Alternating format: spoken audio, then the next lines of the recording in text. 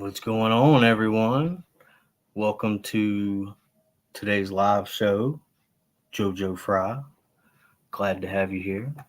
I guess it's still early for some people. People's probably still in bed. Today, we're going to be talking about that judge that got pounced on yesterday. I'm going to go over the video and talk about it and watch it. Um, just trying to get everything set up at the moment. How's my audio? Battery on a protected person. Let's see. Is my audio, my sound okay? Is my audio, my sound? Alrighty. JoJo Fry says it is 9:10 a.m. where I am. Ooh, yes, I guess it is still early. 9:10, 9:10 a.m. where you're at, huh? Well, where I'm at, it is 10:12 a.m. So I'm like an hour. You're an hour behind me. Wow. All right. Let's see if that. Trying to get it set up here. Here we go. Trying to get things set up here.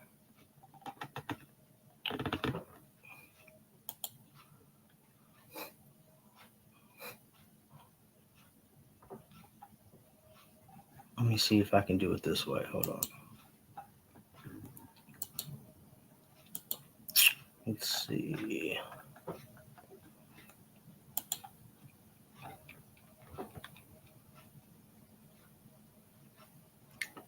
Well, that's not it.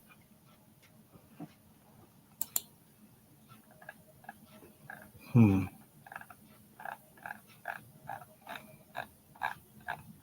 Let me try this. Um.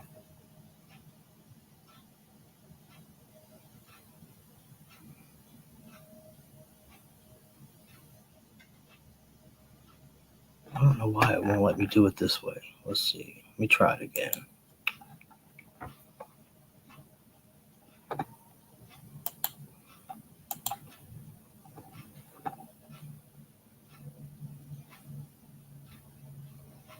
think this is it. What the hell?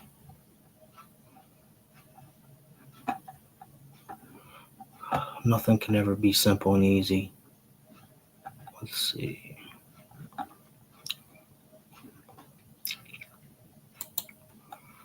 There's got to be a way I can. Let's see here. Um. Shit. Go back here.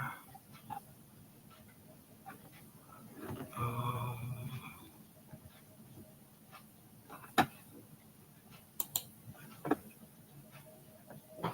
Hmm. Here, let's try it. Let's try it like this. Hold on here. Um. Let's see here.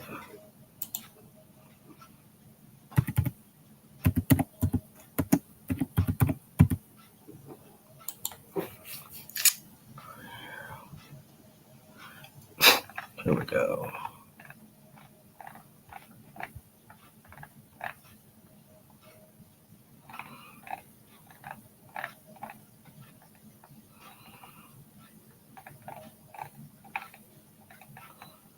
Let's see here.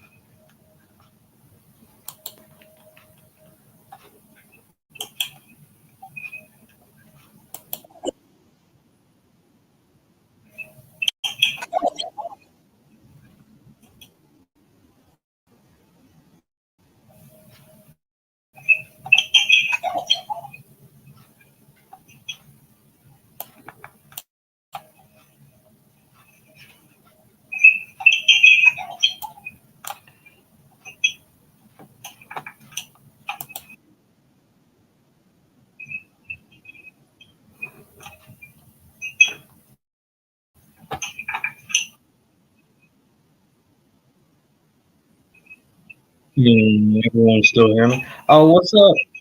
Wife Lewis. Hope you're having a good morning. Good to see you. Gal who attacked should get 2 times what she was going to sentence him. Right. Uh, looking for the.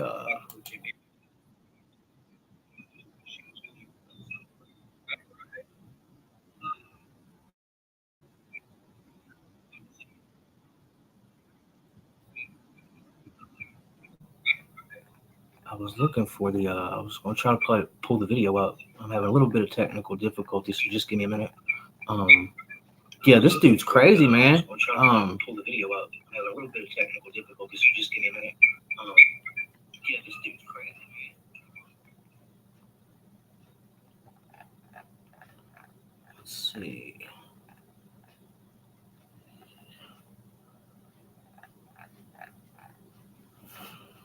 Okay, let me try it like this.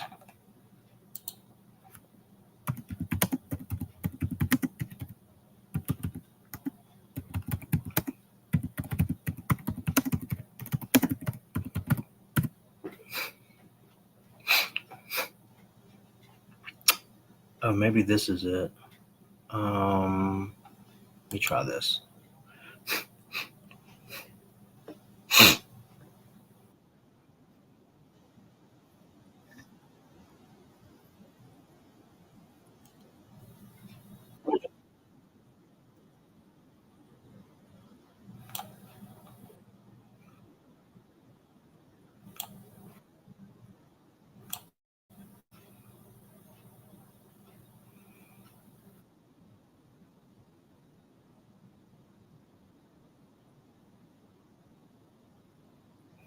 All right, hold on.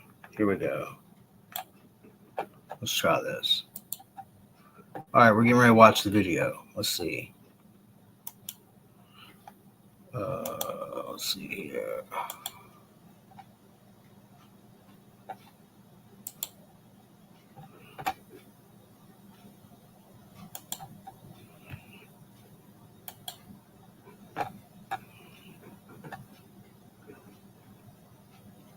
Our team coverage continues with 13 Chief Investigator Darcy Spears. That's right. And Darcy, you've been digging into Redden's criminal history here and what he told the court before all of that chaos.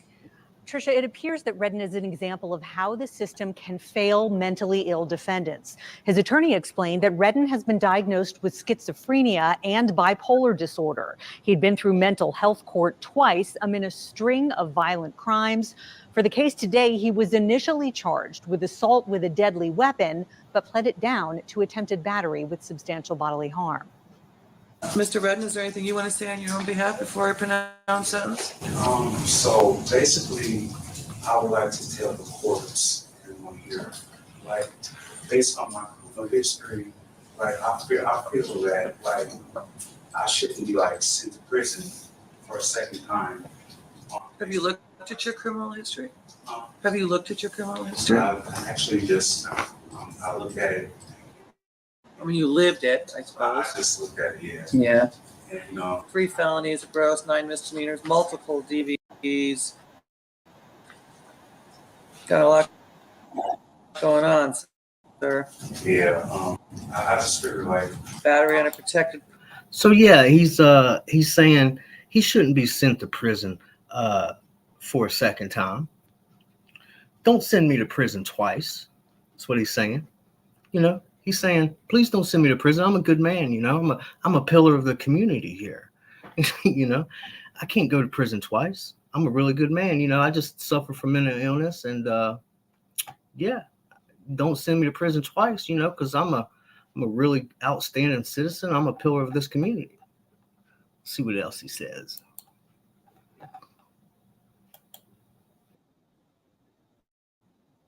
Person, robberies.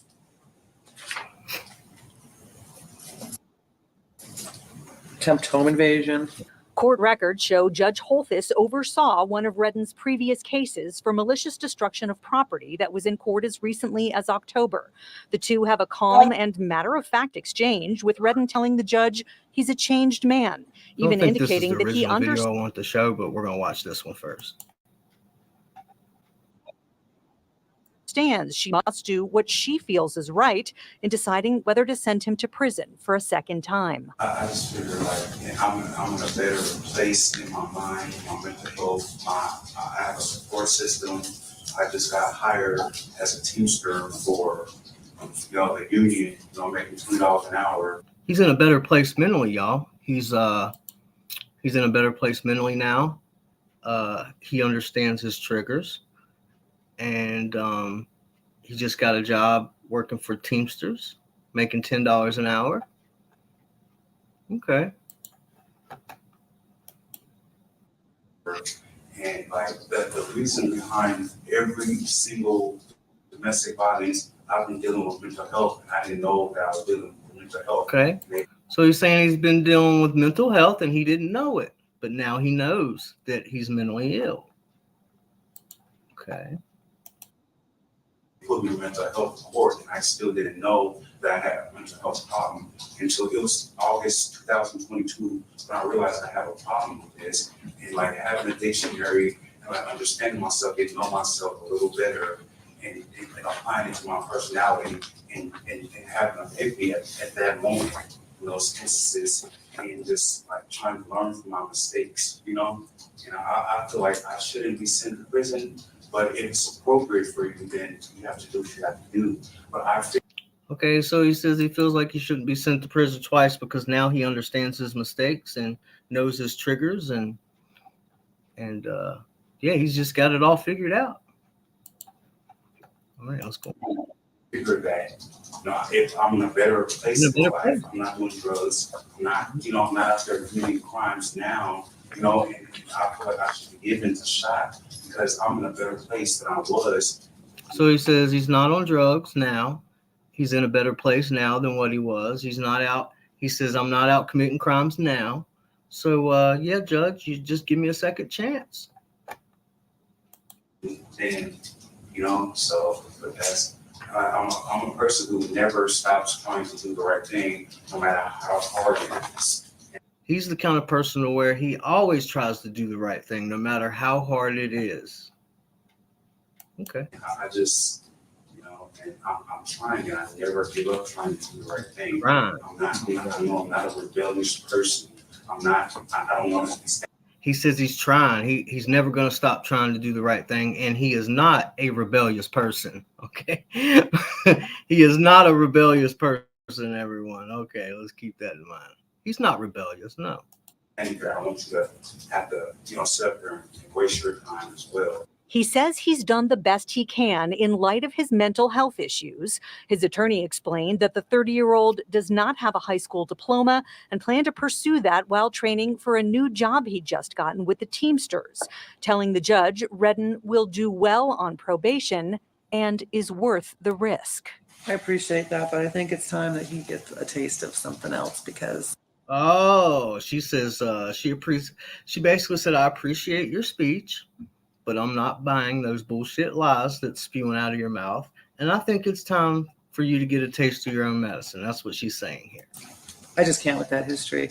In accordance with the laws of the state of Nevada, this court. And he said, oh, hell no, you motherfucking bitch. How dare you not believe my I poured my heart out to you.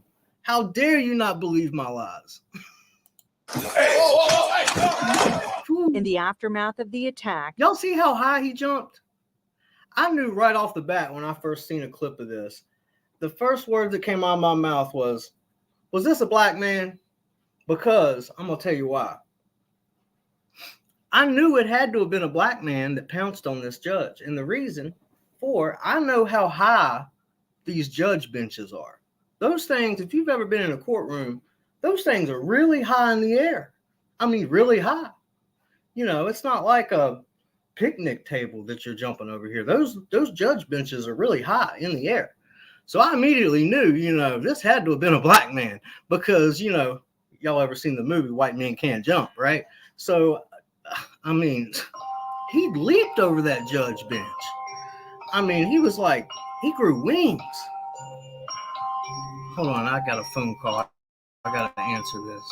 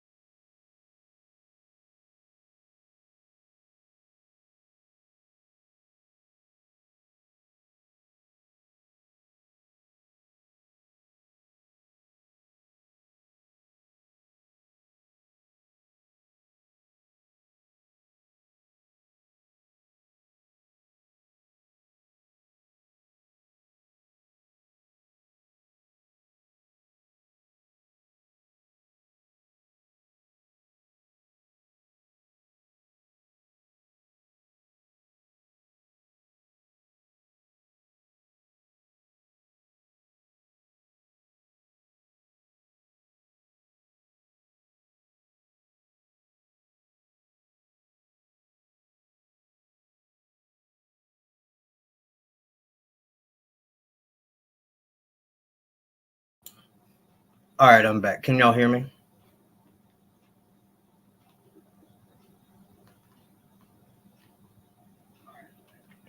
All righty. Okay. Oh, so tired of getting those spam calls. I get like 100 of them a day. And you answer the phone and they don't say nothing. Or when they usually do say something, you can't understand what they're saying because they're talking in a foreign language. Okay, so where we leave off? Oh yeah, back to what I was saying. So I immediately knew this had to have been a black man because those judge benches are high. Did y'all see how high he leaped over that judge bench? Oh my goodness. He grew wings. Oh my goodness. That man can jump. All right, let's finish watching this.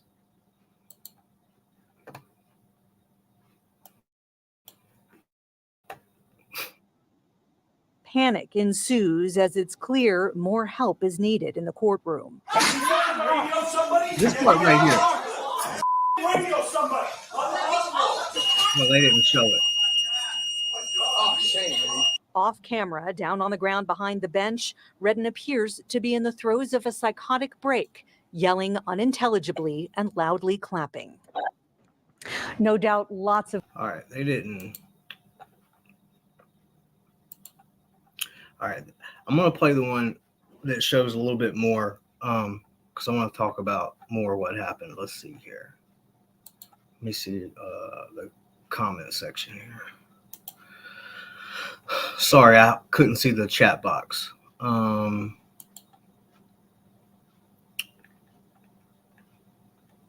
good morning, wife Lilith. Glad you're here.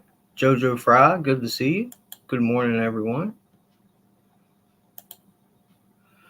Wife Lilith says the guy who attacked her should get 2 times what she was going to sentence him. And you know what? When he goes up in front of that different judge here soon, because he's got a new court date now for attacking the judge. So now, of course, he's not seeing the same judge, right? She's probably like, I don't want to see that crazy guy. He liable to attack me twice, right? So she's going to be going up in front of a different judge now. And you could bet your last dollar that the new judge he's going up in front of is probably more than likely best friends with the judge that he attacked. And they probably done went and had dinner together. You know, they probably went and had lunch together and talked about how they was going to handle the situation. And, you know, while they was probably having lunch together, she was probably crying and telling that new judge that's going to be on the case now. She's probably like, don't let him get by with that. You know, this guy gave me PTSD. Now I'm having nightmares. You know, I just don't let him get by with it. And the new judge that he's going to be going up in front of now, in my mind, I'm picturing the new judge being a male. He's probably like, don't worry, I got you. I got you. I'm going to handle this. I'm going to give him 2 times. He's probably going to get 3 times the time. You know what I mean? It's probably like, don't worry, I got you. I'm going to give him 3 times the time. This guy's never getting out of jail. That's probably what's going on.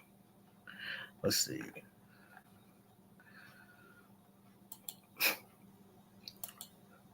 Random fact. Do you know dogs can have eggs? Yep. My little dog likes to eat. I got a little Shih Tzu. He likes to eat eggs from time to time, but I don't think the eggs like him back because every time he eats them, he gets sick. So I don't know if it doesn't agree with his belly or what, but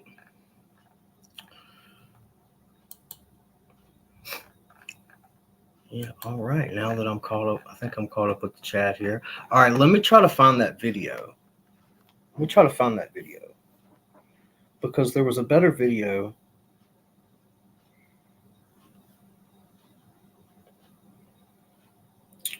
Let's see here. There was a lot better video that didn't have the news reporter talking. Was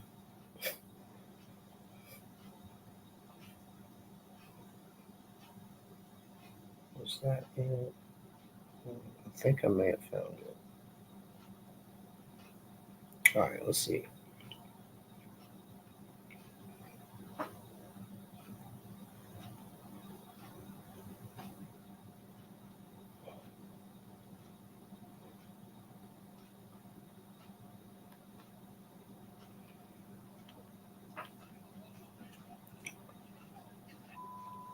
This might be it.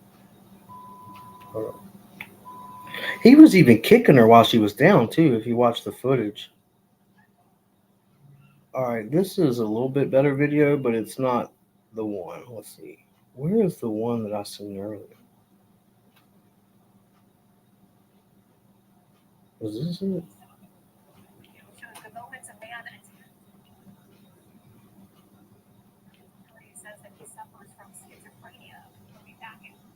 Let's see here. Where was it at? Oh, this might be it.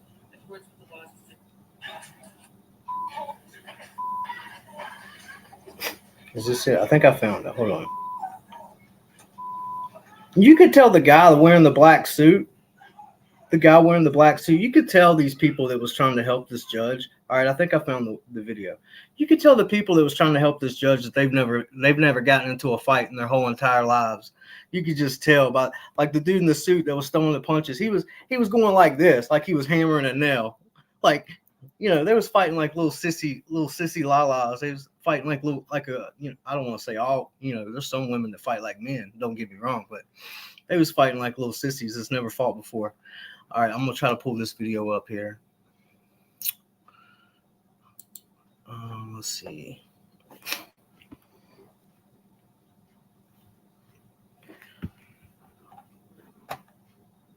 Okay, here we go.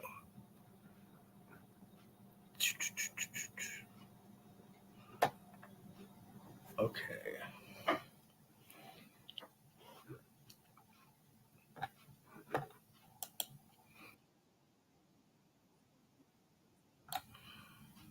What the heck just happened here?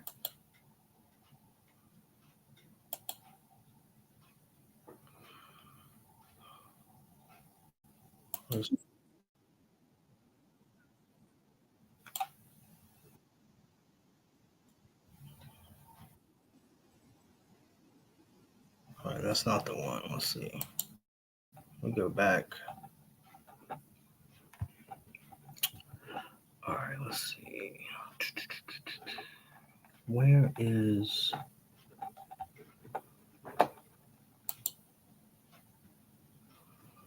That's not it either. Just give me a second. Having a little bit of problems here.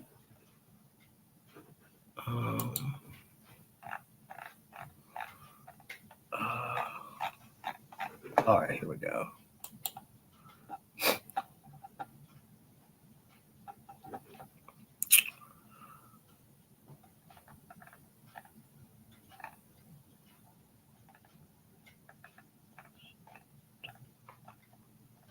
Oh, I think I may have found the video, the one I wanted to show.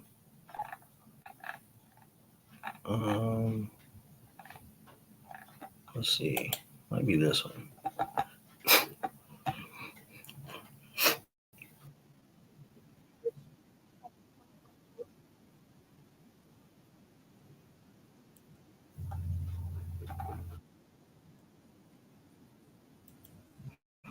Okay, I think this is it. Let me pull this up.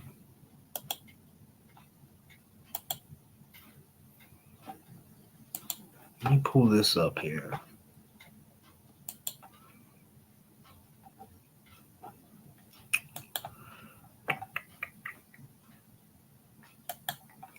Okay, here we go.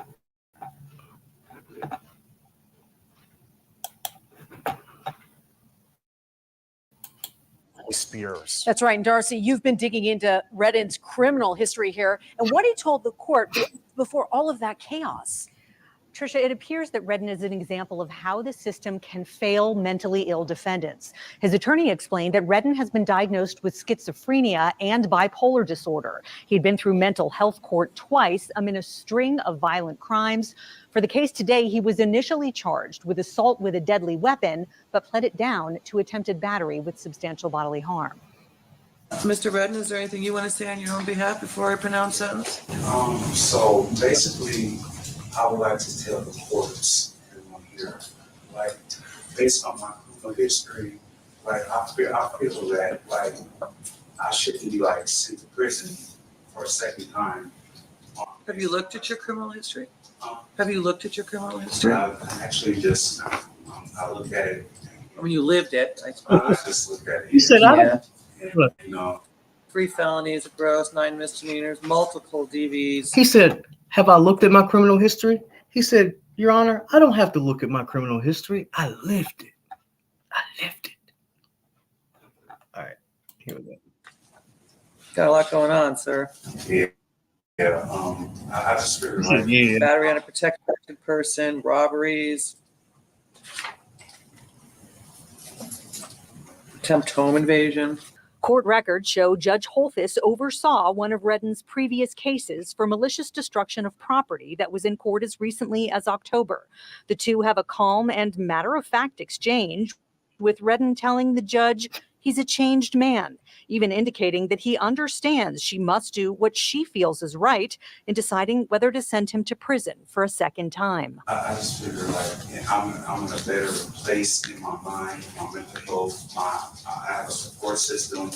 I just got hired as a teamster for the union. Making $20 an hour. Oh, fun fact. Like the reason behind every single. Oh, here's a fun fact in case you didn't know. He talked about he just got hired with the union, which is the Teamsters Union, right?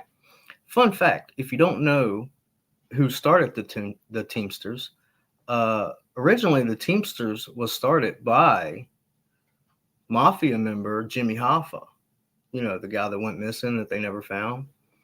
But yeah, Jimmy Hoffa was the original one who started the Teamsters.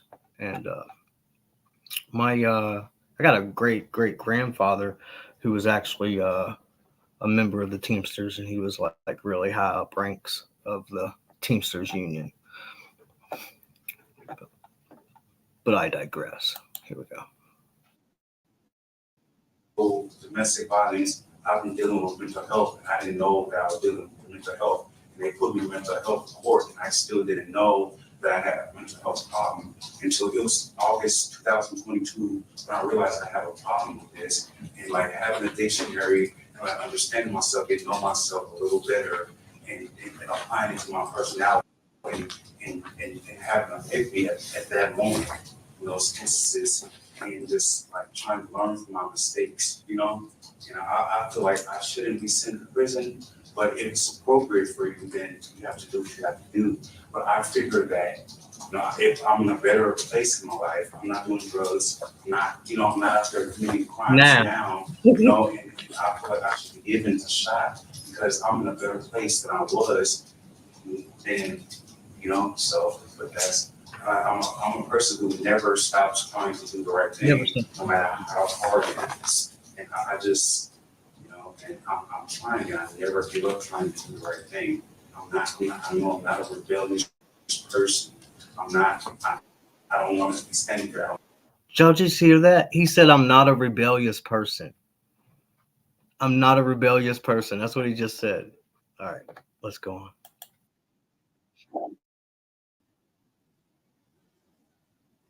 Don't you have to, sit up there and waste your time as well. He says he's done the best he can. And in light of his mental health issues, his attorney planned to pursue that while training for a new job he'd just gotten with the Teamsters, telling the judge Redden will do well on probation and is worth the risk. I appreciate that, but I think it's time that he gets a taste of something else because I just can't with that history. In accordance with the laws of the state of Nevada, this court. How dare you not In believe the my aftermath lies? of the attack, panic ensues Look as at the it's clear expression on more this help guy's is needed face. in the courtroom. Oh, y'all gotta see it. The expression It's on this clear guy's more face is help is priceless, needed y'all. in the Watch courtroom. this. Right here. Where's it at? Help is needed in Let the me go back. courtroom. He gets a taste of something else because I just can't with that history. The In look accordance on with the this laws of the guy's state of Nevada, face. this Watch court. the look on his face.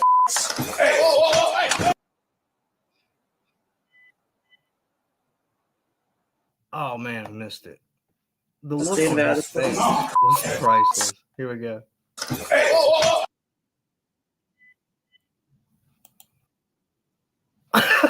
Look at the look, the guy on the far right there. Look at the look on his face. He's like, oh shit, it's about to go down. It's about to go down. Look, this guy's getting ready to grow wings here in a second. Watch.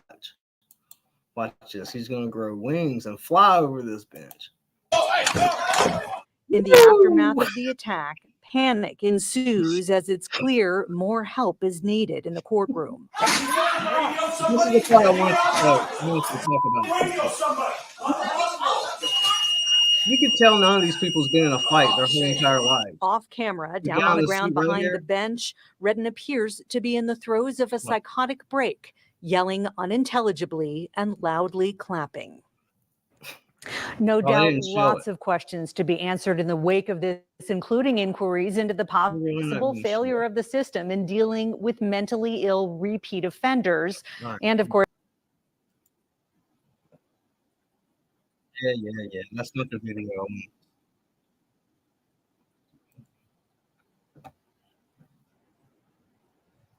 Yeah. Let's go back here. That is not the video I was looking for. Let's see.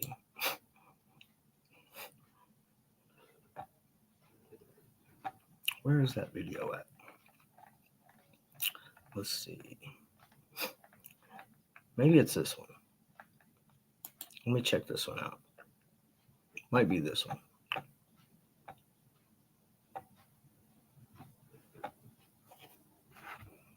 How's the audio? Can y'all still hear me?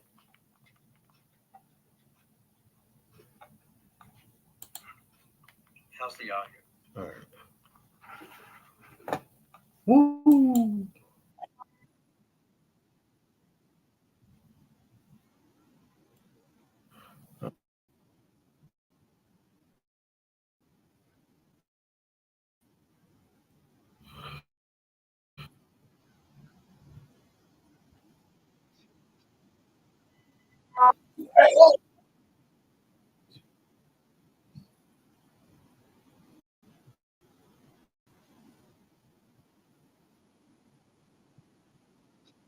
I think this is it. Where you got to see the guy in the suit fighting. Hold on.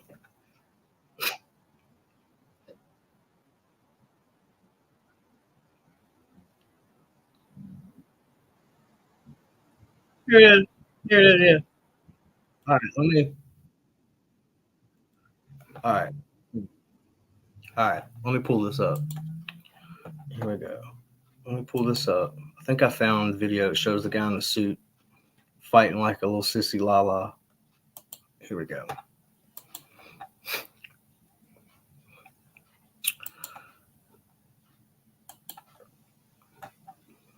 And full screen. All right, here we go.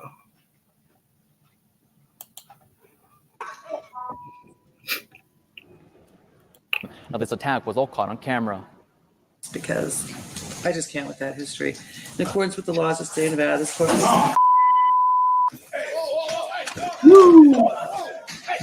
Touchdown! We're probably going to be making like memes and gifs off of this. Watch the guy in the suit. Watch the guy in the suit. You can see and hear the exact moments Judge Holthus denied Dude in the blue suit right here, Redden he's just bail and watching. began to sentence him to All right, jail. look.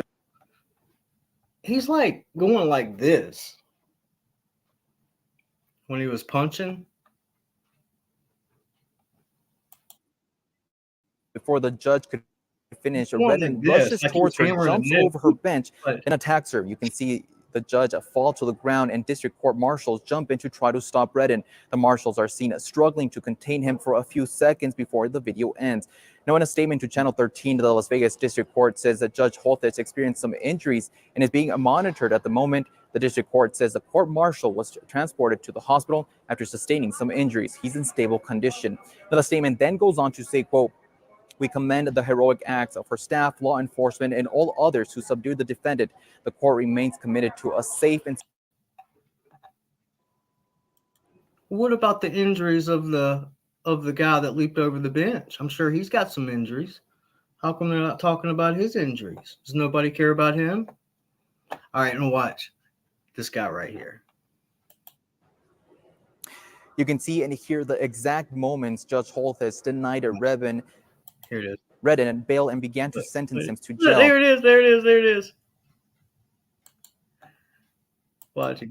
And began to sentence him to jail. But before the judge could finish, like- Redden rushes towards her, jumps over her bench, and attacks her. You can see the judge fall to the ground, and district court marshals jump in to try to stop Redden. The marshals are seen struggling to contain him for a few seconds before the video ends.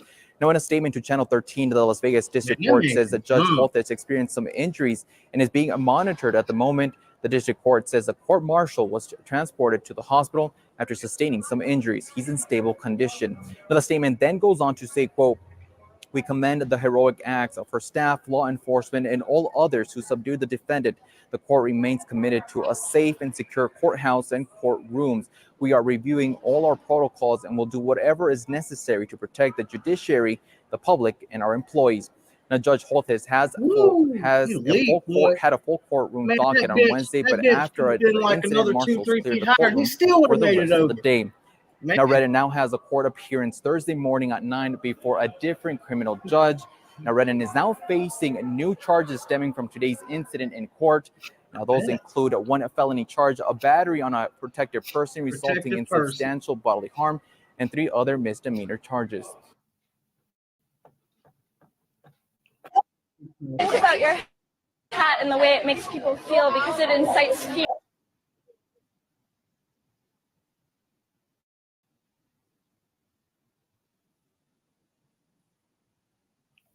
Oh gosh. Let's see here.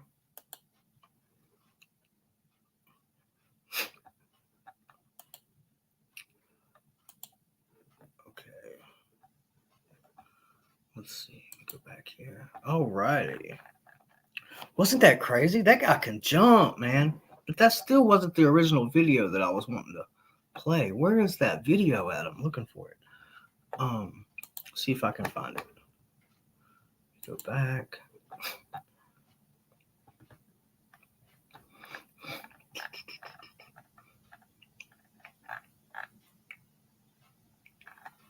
Let's see.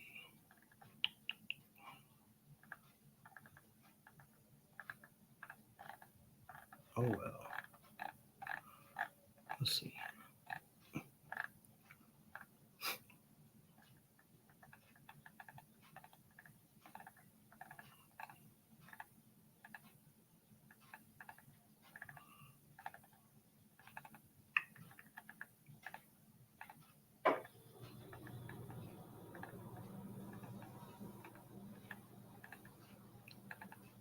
Yeah, that man can jump.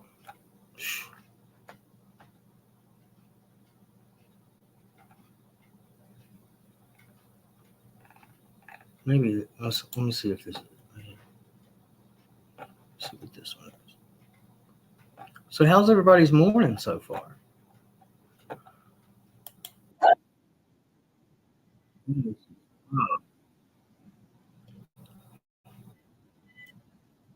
Here it is. Let me pull this up.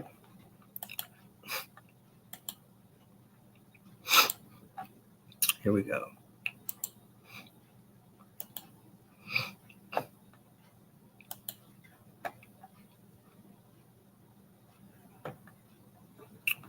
All right. It was at this moment she knew she fucked up.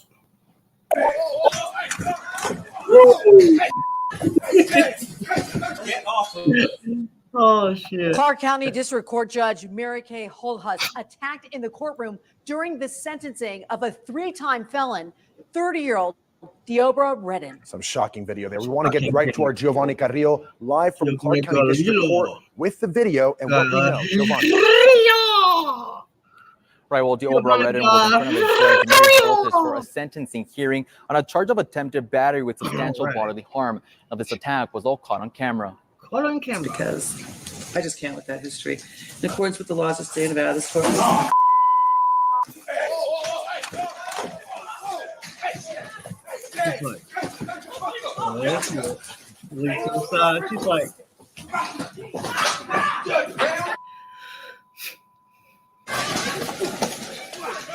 oh, wow.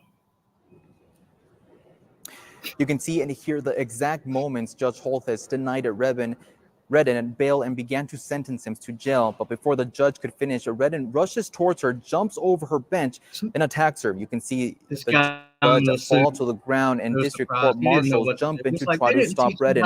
The marshals are seen struggling to contain him for a few seconds before the video ends.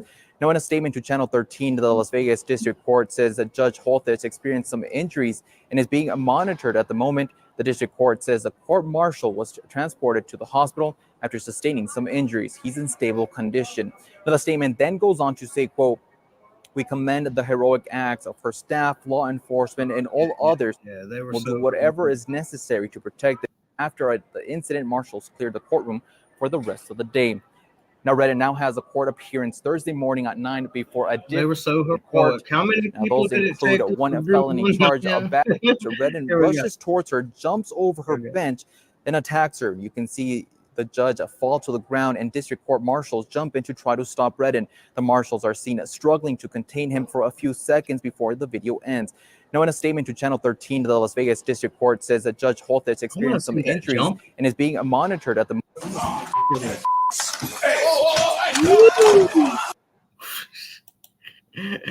Oh, shit. It was at this moment she knew she fucked up.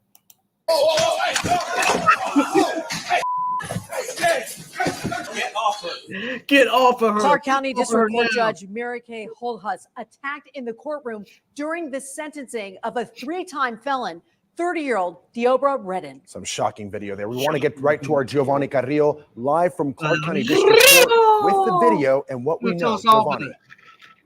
Right, well, Deobra Redden was in front of a judge, Mary Holthus, for a sentencing hearing on a charge of attempted battery with substantial bodily harm. Now, this attack was all caught on camera.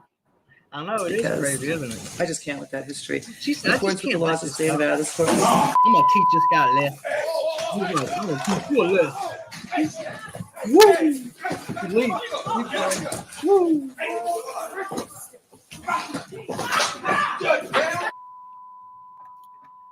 When he jumps over that bench, you know what somebody should do? On a charge of attempted battery with substantial. You know what somebody should do? When he leaps over the judge's bench, somebody should add that song to the footage. I believe I can fly. I believe I can fly. I believe I can touch the sky. Think about it in my cell at night. Clark County District Just spread my wings and take flight. Court Judge Mary Kay Holthus attacked in the courtroom during the sentencing of a three-time felon, 30-year-old Deobra Redden. Some shocking video there. We want to get. I believe I can fly. I believe I can touch. Clark County District Court Judge Mary Kay Holthus attacked in the courtroom during the sentencing of a three-time felon, 30-year-old Deobra Redden. Some shocking video there. We want to get right to our Giovanni Carrillo live Oh, from Connor. Clark County District Court. I believe I can fly. Spread my wings and touch. Clark County District Court Judge Mary Kay Holthus attacked in the I know, courtroom right? This is during the hilarious, man. sentencing of a three-time felon, 30-year-old You know Deobra how Redden. those judge Some shocking benches video are? there. We want to get right. This dude can jump. Those judge benches are high. Like, do you know how high you got to jump to make it over those judge benches? Like, Right to our Giovanni Carrillo live from Clark County District Court with the video and what we know. Giovanni. Right, well, Deobra Redden was in front of a judge, Mary Holthus, for a sentencing hearing on a charge of attempted battery with substantial bodily harm. Now, this attack was all caught on camera. Because I just can't with that history. In accordance with the laws of the state of Nevada, this court dare you not believe my lies? Woo!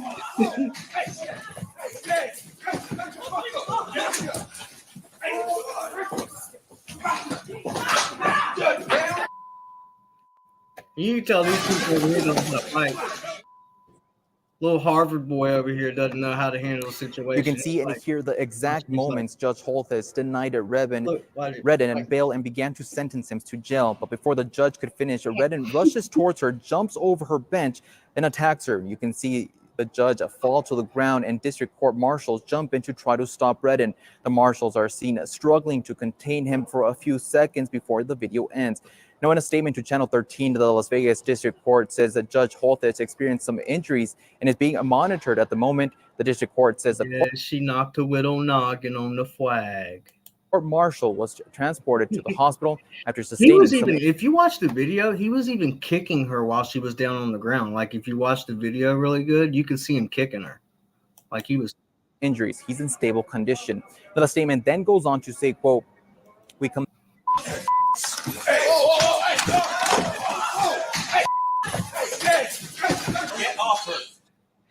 Clark County District Court Judge Mary Kay Holthus attacked in the courtroom during the sentencing of a three-time felon. All right, let's see.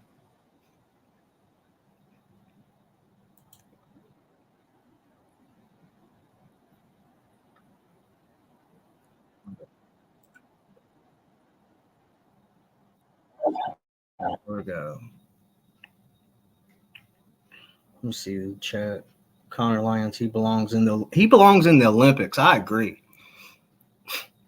They just need to give him a full pardon and let him try out for the Olympics. Man, that guy took flight. He was like, whoo. All right, let's see. Where's the let's see here. Why does this damn phone keep ringing?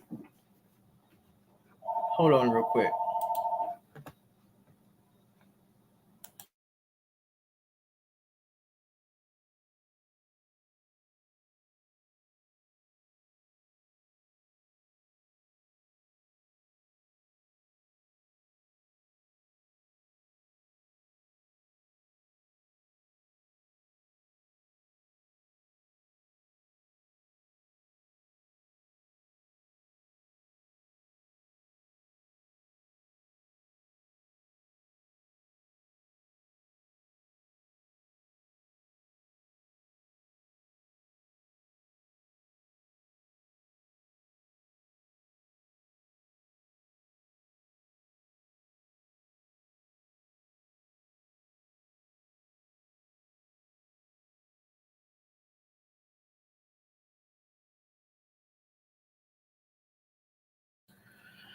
Forgot to unmute my mic. All right, that was just an appointment reminder. You know how you get those phone calls to remind you of your upcoming appointments?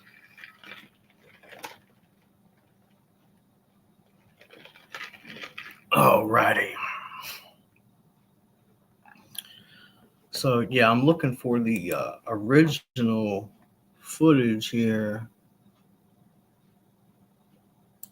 Oh, let's see.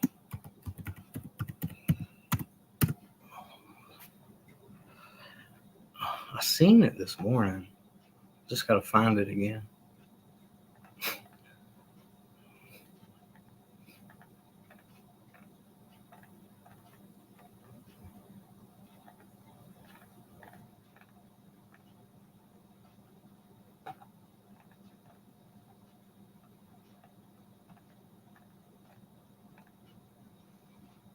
Let's see.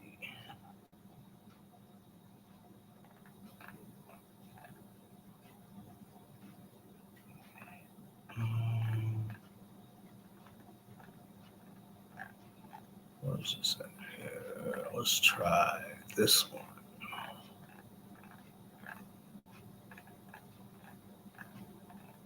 There we go. Let's try this one. Let's see here.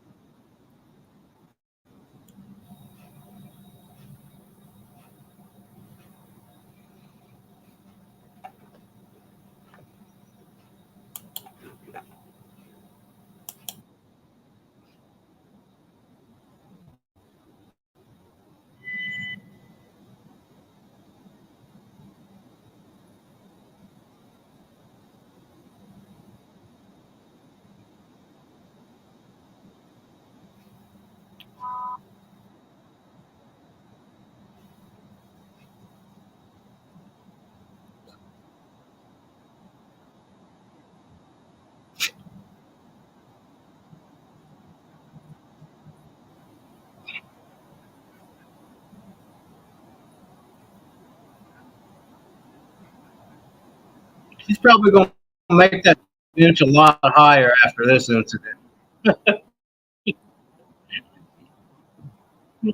She's going to add to it, and all people's going to see in the future is just her from here up on her eyes. She's going to be like this. You can't get me.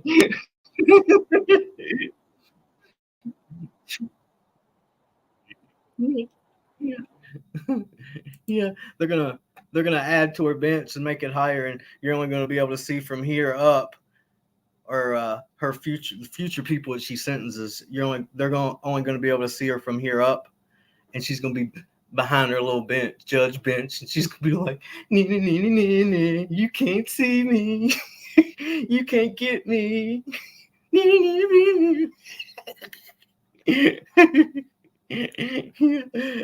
She's gonna be like, try to jump over this bench and get me now. I done added 6 more feet to it. Boo boo. You can't get me.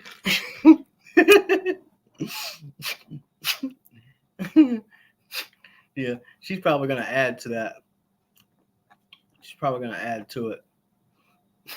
Make it higher so nobody can jump over it anymore.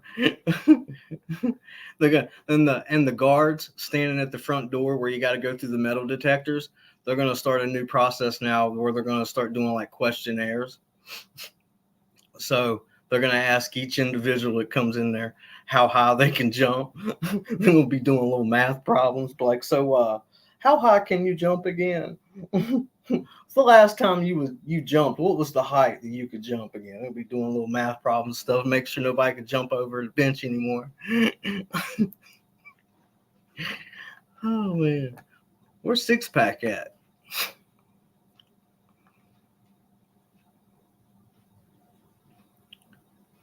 Must still be asleep.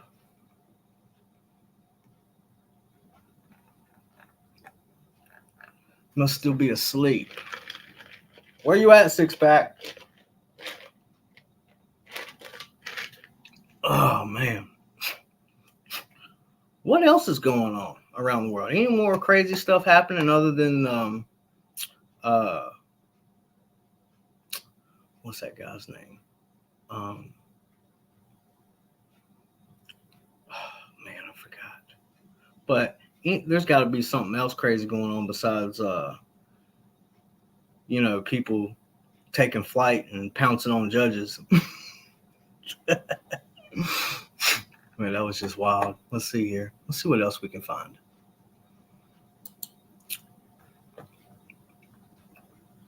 Let's see what else is going on in the world. Oh, we have a active shooter situation confirmed at Perry High School. See what's going on over here.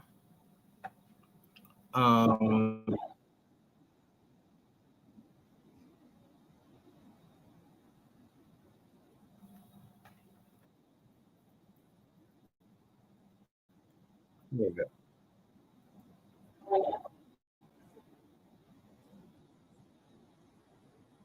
Come on, computer. That's crazy. It's ridiculous.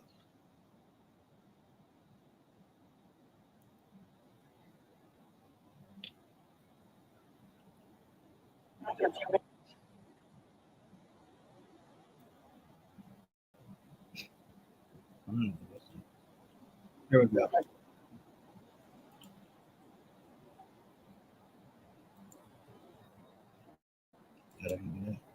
Out here, I just arrived on scene.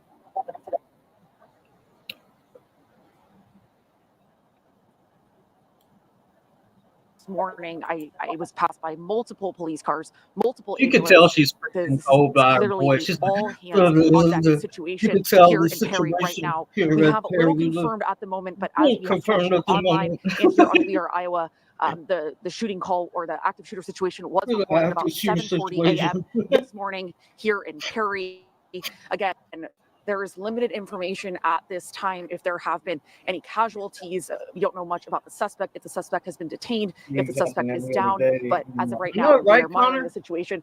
I also just saw a helicopter come here and land down right here in this area behind me where all this police presence is at the moment. So that's what I can give you guys right now. We, of course, are waiting to hear from law enforcement for an update about any suspected casualties, any victims, again, about the suspect as well. But again, a very, very large and active presence here right now in Perry. And Megan, right now where you're standing, how far? They're nice and warm right now, cozy in the newsroom. Perry She's High School and Middle School, freezing her ass off.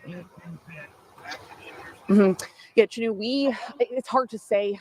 When I was coming here, I believe we're right now, you can see kind of behind us, if I could have my photog pan, we're right by the bus barn here. So we are pretty close to the school. This is about how close we can get as of right now. Of course, law enforcement has the streets blocked off Who's in that and Karen around walking Perry. down So the road it's there? very limited right now. Anybody trying to come here, it's very limited. Only law enforcement and media presence is here at this time. So I would say we are maybe about 4 or 5 minutes away from the school itself, but this is about as close as we can get right now. Megan, you saw a lot of response as you were driving there working to get to the scene. What kind of response did you see? A lot of vehicles rushing to that area. Tell us all about it, Perry. But we do know is that. Yeah, absolutely, Samantha. From the minute that I got on the highway here, heading towards Perry, actually right in the Grimes area, multiple law enforcement officials, multiple police officers. I saw state troopers. I saw Dallas County officers. I saw, multiple smaller municipality police officers coming to the area, of course, with the lights flashing and everybody moving over. So there is a lot of traffic in this area right now. If you are heading in the Grimes area, or of course heading here towards Perry. So that is something to keep in mind. But again, this is a very, very active presence. Again, there is a helicopter here right now. I've seen state troopers. That's and then crazy, also Connor. southbound on the other side of the highway from when I was coming here, I did see Dallas County ambulances heading that way as well. So if that is any indication that this is clearly an active shooter situation, that is clearly an indication there has been so if you hear me ambulance presence, and sound like I'm stuttering, it's that there is something going on there, some kind of medical response needed to the situation. But again, little confirmed at this time. And Megan, any crowds out there at this time, like students or staff or anything like that? Or are you just seeing right now law enforcement out there? Yes, aside from the huge law enforcement presence behind me, I do see a lot of school She's like, I wish they officials. could ask me Again, it's questions not so I can go here get right back now. inside my do car. see on the bottom You side of know us, she's behind us freezing. here, there are some parents. I've also seen people walking away from the school across the street from us and heading out of this area. Glad So that, it is presumed that these cops are trying to get your mom's anybody in the friend's area son out was of here. safe. Like I mentioned, the Nothing bad streets are happened to him. blocked off all in and around the school. So clearly they are Started trying to get homeschooling him everybody after out that of this incident. area I could as see her quickly logic in and that. safely Yeah, I as totally possible. agree with But that, Connor. a lot of onlookers in and around us here clearly concerned about this situation. Megan, when you got to the I was scene, we know there's a lot of response, heavy response. We do I was also know homeschooled DMAC, for for a those while affected by this, years DMAC ago campuses and when centers, the Perry Center is closed the today. doctor messed up This is in response to my this eye situation, during closed all surgery, canceled and I classes had to for today. recover So we want to let everyone at from home that. know how the school is I was moving forward homeschooled in there for this. a while. Megan, as you wrap up, My teacher would stay actually with come you to as my we learn more house, information. So be sure to stay with and us my on air parents and would let her online. We inside thank the you for house, and she would working come to back find to my information, bedroom for and being wake out me there up right now out of as this bed and be scene like, "Time to develops. get up."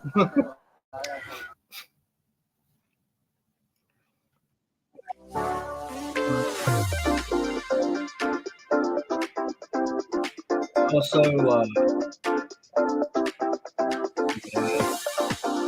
I was so excited to finally get back to school because I missed my friends though. So, alrighty, so that wasn't that long of a news article there. Let's see what else we can find here. What's going on? What's going on in the world today?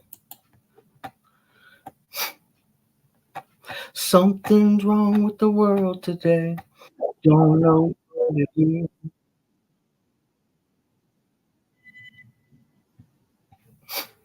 Come on. Computers.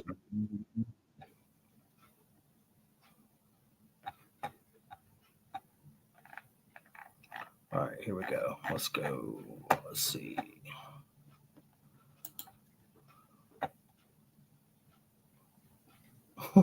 I just seen this thumbnail picture of the judge getting pounced on. And one of the news people, news agencies made a thumbnail picture of the judge holding her head. Like it's like, oh, my noggin. I bet you she had one hell of a headache when she woke up today.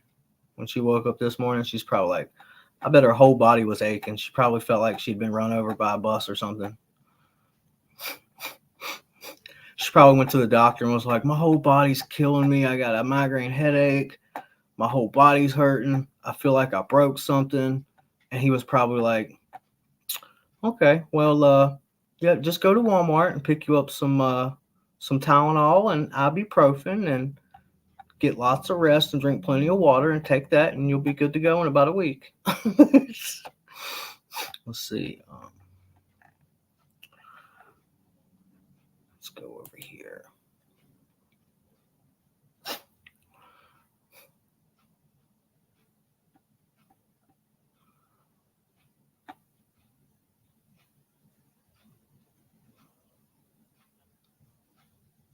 What is this about? Let's see what this is about real quick. This might be interesting.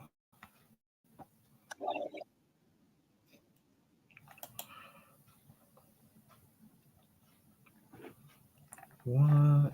When did this happen? 10 hours ago?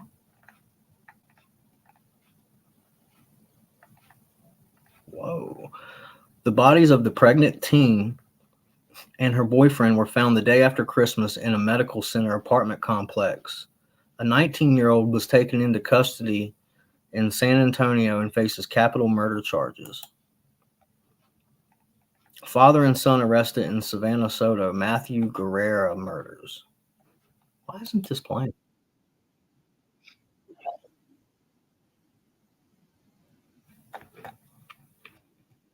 Let's see it. How long is this video? Okay. Let's see what this is about. Let me pull this up. Present. All right, here we go.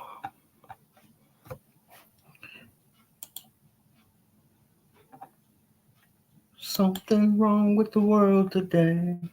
Don't know what it is.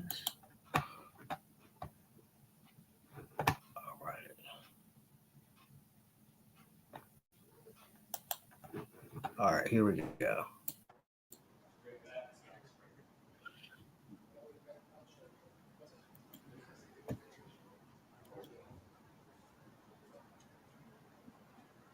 That dude kind of looks like a older version of Cutie Clown with hair. Did you know she was pregnant? Oh, it's big news, huh? That car right there. This is your final chance to say something about your side. ¿Quién te ayudó? Hey guys, we're going this way. ¿Quién te ayudó? ¿Lo hiciste solo? ¿Te arrepientes? Anything to save your family? I totally agree with that. I think the government should make school lunches free because there's a lot of kids out here in the world that go to school and they have unfit parents that send them to school with no money for lunch, and they got to sit there and watch all the other kids eat lunch, and they don't have money to eat lunch. You know what I mean? Why was it the whole family? Close to Christmas? Remorse, eh? Why, man? Any remorse? You sorry? Ain't you sorry for lying about what you're saying? You don't even know what's going on. Well, tell You us. just make stuff up like always. Tell us. What's going on? Did you shoot them? Did you shoot them? Are you in the video? Did you kill them or did you just hide the evidence? How'd you know Come on, Savannah? man. Y'all really think he's going to confess on camera sitting in the back of a cop car? You sorry? Who killed them? If it wasn't you, who was it then?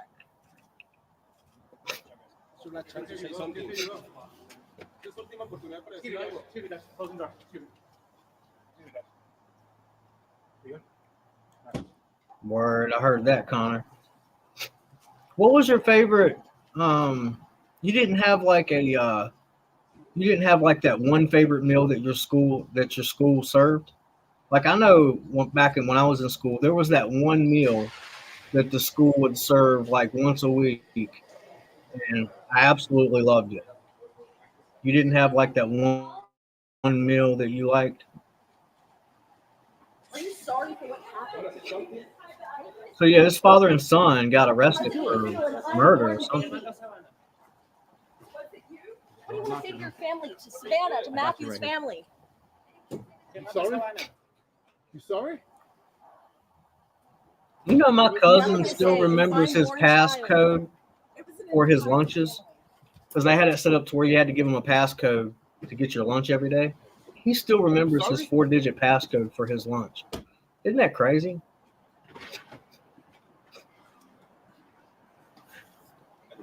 Fried chicken and mashed potatoes? Heck yeah. Try to guess what mine was. It wasn't fried chicken and mashed potatoes, but you're close. Take a guess on what my favorite was.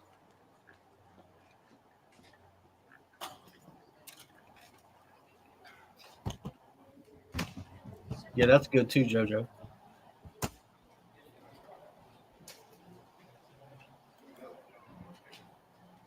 Try to guess what my favorite meal was at school. Take a guess, Connor. JoJo, you can guess too. Try to guess what it was.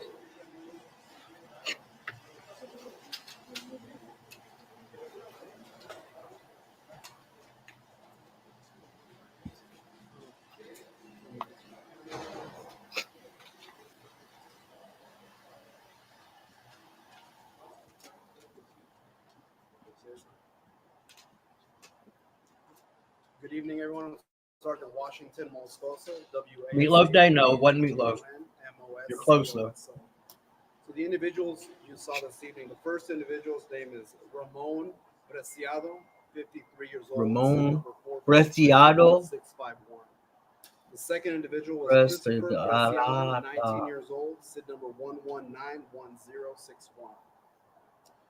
So the two individuals we just walked out today, again, it's a father and son. The first individual is a father, the second individual is a son. You give up, Connor?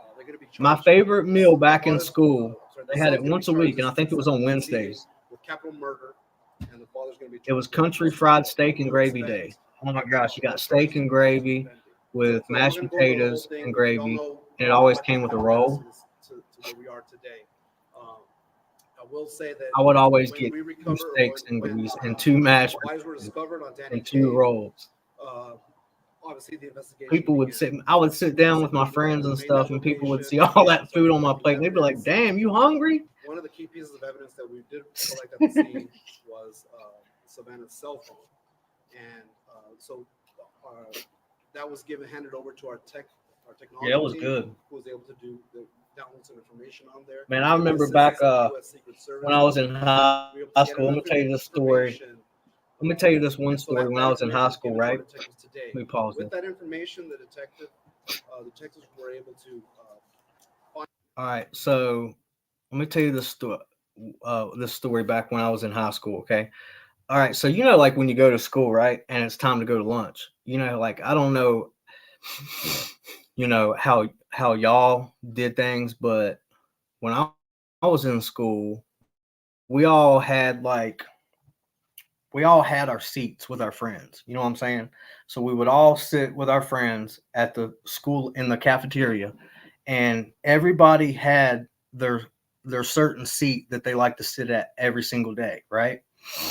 And that's just the way it was. Well, every day I would sit at the table with my friends. I would sit here, my buddy would sit here, my other buddy would sit here. I had friends sitting in front of me on the other side of the table. And we sat at the same table in the same seat every single day, right? Well, I remember one day, you know how you got kids in school that just do stuff on purpose to mess with you? Well, that's what happened. I got my lunch and was walking to my table, and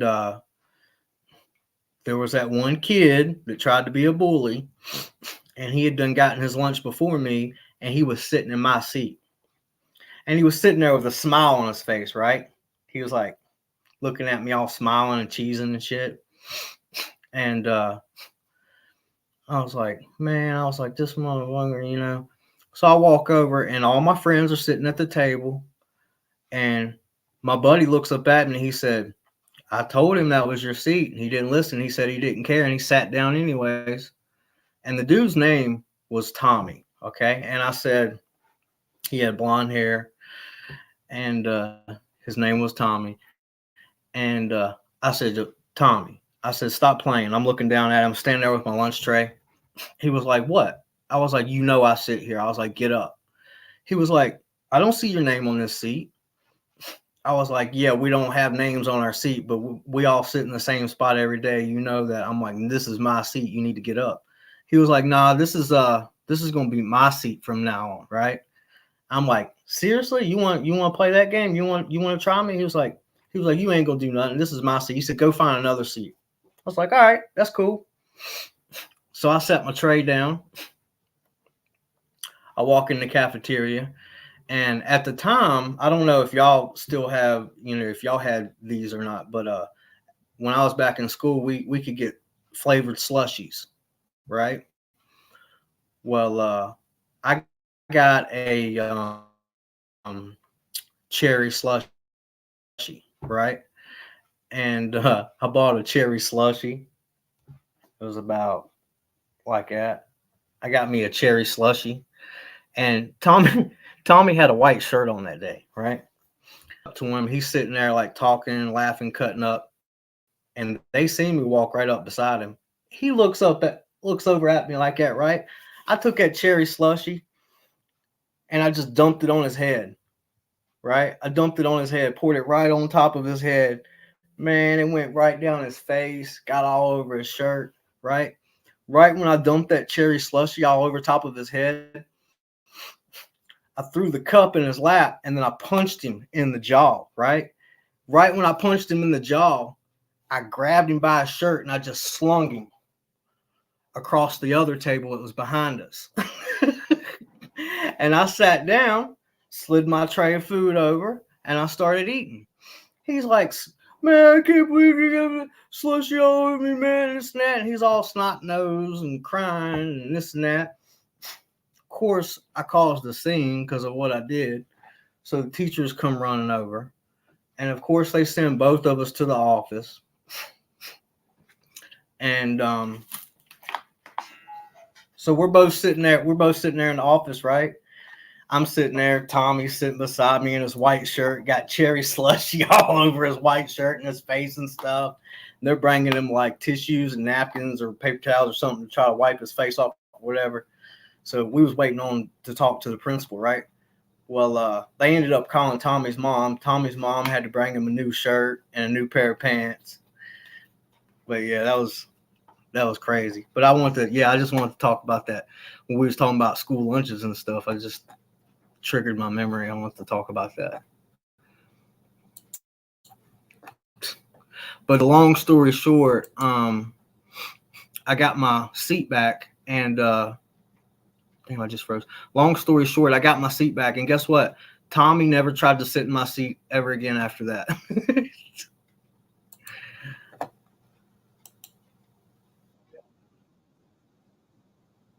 Find a possible location of where the suspect vehicle that was released on that surveillance camera, the surveillance video, possible location where that Connor suspect says my vehicle school might would serve be. ice cream Made that sundaes every now. location, Oh turned wow! I in wish my there, school did did that. a little bit of Dang, surveillance on the video or on the we didn't get no ice cream sundaes where I went to school. were able to determine which I house it belonged wish to. we They would have went got on ice cream the sundaes. door.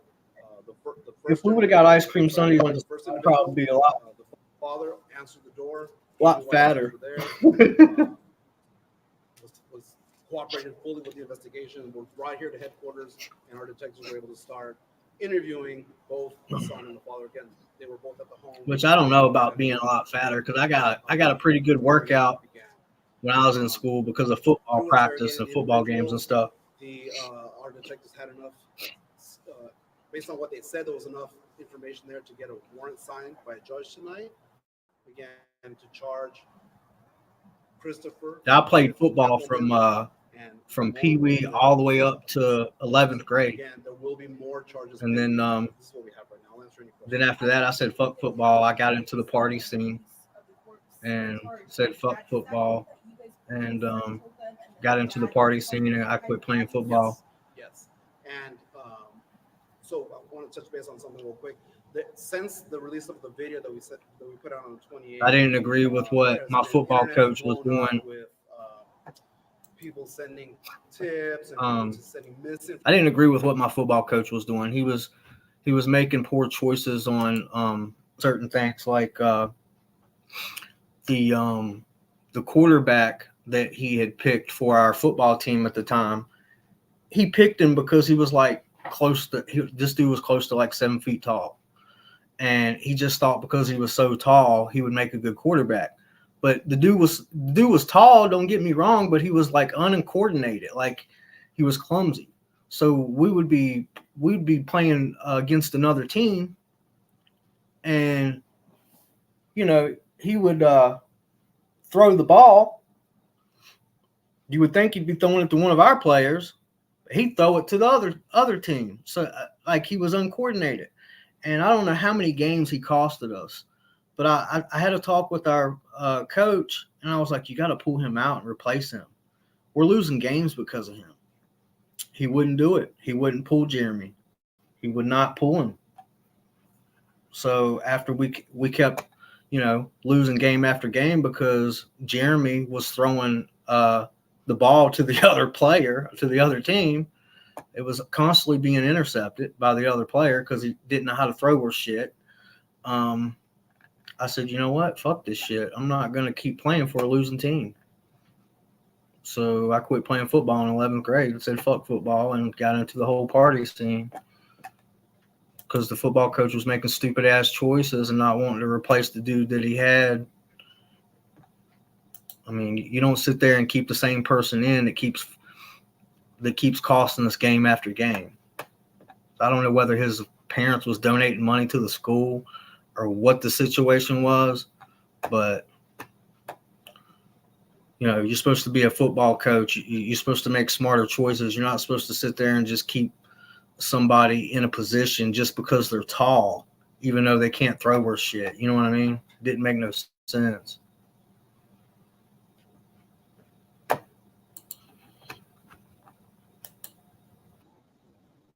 There's a lot of misinformation out there. These two individuals are the only suspects that we were looking for. They were arrested. There were many names being thrown around on the internet. Those people had nothing to do with this. We vetted them and everything. They didn't have anything to do with these murderers. So the individual, again, Christopher, we believe committed the murders of Matthew and Savannah, and then Ramon helped. You didn't say why? You was on the baseball It was team. That's what's up. Heck yeah. Deal that Heck yeah, man. That's what's up. Connor said I was on the baseball team. JoJo Fry says I was on the bowling team in high school. Your high school had a bowling team? What the hell? We didn't have no bowling alley at our school. Your school had a bowling alley? What kind of school did you go to where y'all had a bowling alley? That's crazy. JoJo Fry says, I have a joke for you. Why did the football coach go to the bank? Why did the football coach go to the bank? To get his quarterback? I have a joke for you. Why did the football coach go to the bank? I'm going to take a guess. To get his quarterback? Is that the joke? Yep. Oh man, how did I know that? How did I know that? So yeah, but I mainly played football from Pee Wee all the way up to 11th grade. But I played some other sports too. I was on the wrestling team for like a year. I was on the basketball team for a couple years. So I did basketball, I did wrestling, but my main sport was football. I played football the longest. I only wrestled for a year, or was it a year and a half? I can't remember, but I was on the basketball team for like, I think 2 or 3 years maybe. But I was on the football team the longest because that was my favorite sport. I mean, I absolutely love football. I don't think I did any other sports. I thought about joining the baseball team, or was I on the baseball team for a while? I was on the baseball team for a while because I won that trophy. I forgot about that. So yeah, I did baseball, football, basketball, and wrestling. Yeah, those are the few sports that I did. Man, my memory's shit. But yeah, my favorite sport was football. Yeah, that was my favorite sport. But that's crazy. This father and son killed this girl. Or a connection to the apartment complex. Dispose or hide the vehicle with the bodies in it, and That is crazy. There's a lot of evil in this world. So there was like a drug connection to A drug deal. the suspect and the 2 victims. When you say abusive before, Suspect and the 2 victims. was there any mutilation or is that? It's just when you hiding the body, moving the body after discovering that. When did you keep him? So December 21st, which is a Thursday, just before midnight. Oh, you remember that story? The actual murders took place on that. And are they technically charged for the baby? Because in the state of Texas, technically. Hold on, let me finish this. They could be charged for Charged for So what? Like I said, there's going to be possible charges pending, more charges pending. Man, I can barely hear what they're saying. They're like whispering or something. The audio sucks in this news footage. Let's see. So, hey, what about the story you have about your teacher falling off the chair? Oh, yeah, I forgot about that. Well, I haven't forgotten about it. I'm surprised you remembered that story. I told that story on my original channel. I got taken down. Yeah, so I had this teacher. Who's this? Okay. I had this teacher, right? And, yeah, I had this teacher. And so the class that he taught, I remember my cousin, we was in the same class. And so we was in class one day, and he always left his classroom door open. Well, they had made a new room, like a new classroom that was like right across from us, right? And there was this woman teacher there. I can't really remember what she taught, but she was always there, right? And when we had class, she was in there in her classroom, but there was never anybody in there when we had our class going. She was just in there on her computer by herself when we had our class going. And so we was all sitting there, and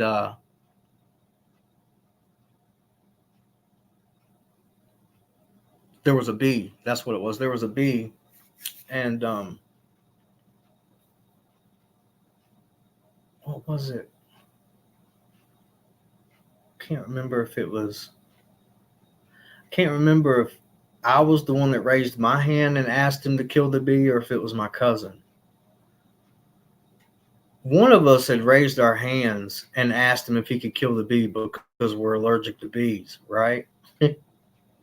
And he was like, "Oh yeah, sure." And he was in the middle of like slicing one of his apples or something, and he had like the same routine every day. He would get his little apple out and put it down, and he'd get his little slicer out, and he'd put it on his apple, and he'd slice his apple and have an apple for lunch or whatever. But he was in the middle of slicing an apple, and he was like, "Yeah, I guess," you know. So he goes over there and he slides a chair over to the window so he could stand on the chair so he could take the fly swatter and kill the bee, right? So he stands up on the chair and he's got that fly swatter in his hand, and he goes, and keep in mind that woman, we always thought that he had a crush on that woman across from the hall. And so he gets up on that chair and he's got the fly swatter in his hand, and he goes whack like that, and he hits the bee. And when he smacked that bee to kill the bee, that bee come down on top of him, like it came down on him, and he went ah like that, and he jumped. And when he screamed and he jumped back like that, the chair went out from underneath of it, and he fell and landed on his back. I'll never forget it. So like he falls on the floor and lands on his back, right? And right when he hit the floor, we jumped up and we were like, "Oh my God, are you okay?" And right when he hit the floor, he popped back up and he was just like, "Huh? What? Oh no, I'm fine." And he had his hands on his hips like this. He was like, we're like, "Oh my God, are you okay? You hit hard." He's like, "What are you talking about? What are you talking about? Nothing happened. I'm all right. Everything's all right. I don't know what you're talking about." And he walks over to me and he's got his hand on his hip and he goes, "Go over and shut the door real quick." And we're like, "All right." So I run over and I shut the door. And right when I shut the door, he goes, "Oh God, oh God." He said, "I hit that floor hard." He said, "Oh, my hip and my back is killing me." He says, "Oh." But he didn't act like that till after he had me close the door, right? He didn't want the woman across the hall, the teacher across the hall, to know what happened. And right when I closed the door, he's like, "Oh, my back, my hip." He says, "I did hit hard." He says, "I don't know what I'm going to do." He says, "I'm going to have to go down to the main office and fill out an incident report." Like that, right? He said, "Will you help me down the stairs and walk with me to the office to fill out the incident report?" And I said, "Yeah, I'll help you down the stairs and walk with you to the office." He said, "Thank you. I appreciate it." So I helped him down the stairs and walked him to the main office so he could fill out his incident report. And then, of course, me and my cousin came to school the next day and he wasn't there. It was a substitute teacher. And you know what's funny? So we had a substitute teacher the next day, right? Well, he had left her a note on telling her what he wanted us to do throughout the week till he came back to work, right? So keep in mind, she's a substitute teacher, and she's just going by his notes that he left. So she's like, we come to school the next day and see that she's a substitute teacher, and it's an older lady. And come to find out, she recognized my name, and she said, "Is your granddaddy's name such and such?" And I said, "Yeah." She said, you know what? She says, I know your granddaddy. And I said, you do, huh? She said, oh, yeah. She says, I know your granddaddy real well. And I was like, oh, okay.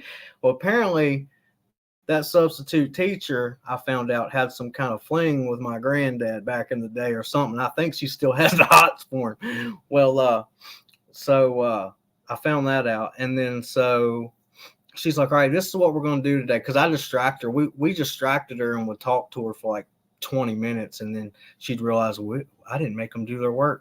So she'd say, well, he left me a note, and this is what we're going to do for the day. We would always lie to her and tell her that we had already done that assignment. And she said, well, he left me a note and he told me to give y'all this assignment to do. And we looked at her and we said, well, I don't know why he did that, because we already did that. We've done that assignment already. And then my cousin looked at the substitute teacher and he said, you know, he must have hit his head pretty hard if he's leaving you a note telling us to do assignments that we've already did. And I said, yeah, I agree. He must have hit his head real hard, because we've already done those assignments. She said, well, she says, if y'all have done them, I ain't going to make you do them again. So the whole week she was our substitute teacher. We had convinced her we had already did all the assignments that he left on the note for her to make us do. So every day when we came to class for a week, she didn't make us do anything. And we just sat there and talked for every day for a week until he came back. And then at the end of the week, we came to school and walked in the classroom and we seen him sitting there and not her. And we sat down when class started. He says, why didn't y'all do any of those assignments? And we're like, huh? He said, I left the substitute teacher a note and told her all the assignments I wanted her to make y'all do. He said, y'all didn't do nothing all week? He said, what the hell did y'all do? We said, well, you know, we came to class and we just talked. He said, she didn't make y'all do any of those assignments? We said, she didn't tell us that you left us any work. He said, what the heck did y'all do all week? And we started laughing. We said, we just came to class and hung out and talked. He said, well, I ain't going to let her be substitute teacher no more. But yeah, we had tricked that substitute teacher into thinking we had already did a week's worth of assignments. Oh, shit. Oh, man, he did hit that floor hard. Trying to kill that bee. He went, whack, and that bee come down, flew right in his face. He said, ah! Jumped back, and his chair went out from under. But the funniest part is he didn't want that woman across the hall to know he had hit the floor, because he popped back up real quick, and he had his hand on his hip, and he's like, what you talking about?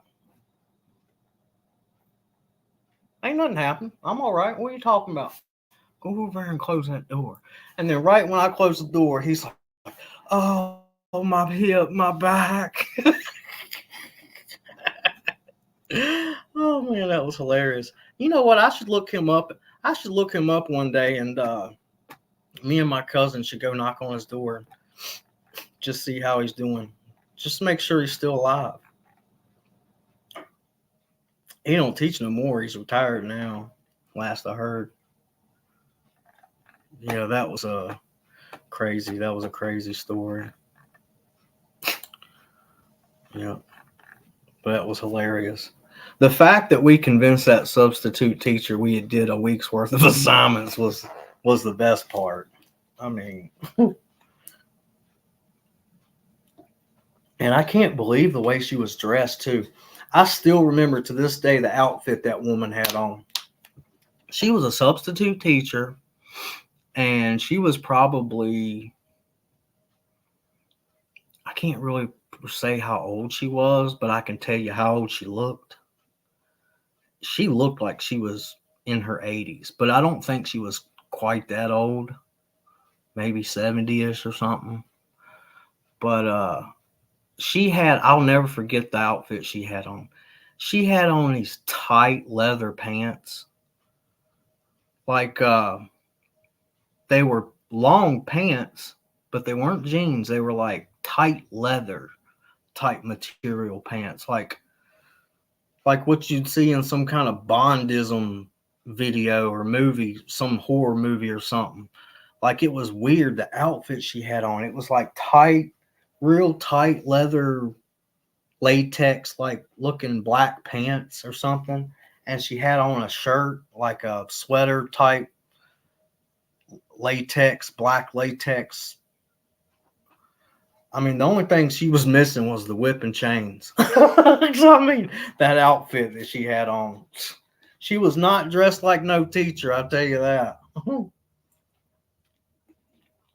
only thing she was missing was the whips and chains. And what is it, the choker? Whips and chains. Yeah, she definitely wasn't dressed like no teacher, that's for sure.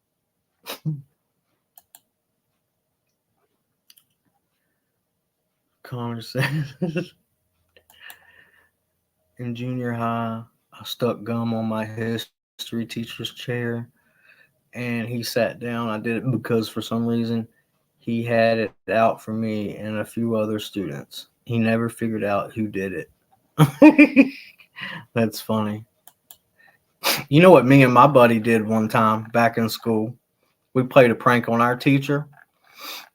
We took a condom and opened it up, and we put a little bit of lotion in the condom and put a little bit of water, mixed a little bit of water in there, and we left the condom laying on her chair, and we pushed her chair back under her desk.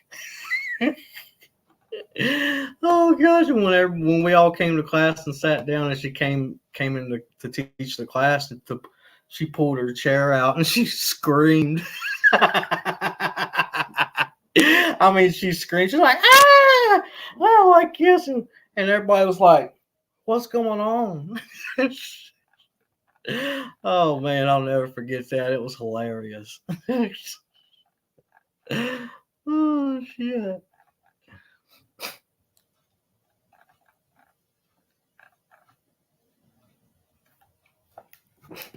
Yeah.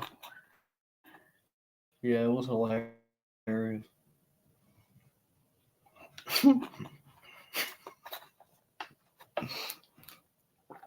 Oh man, the stuff that me and my friends did as kids is crazy.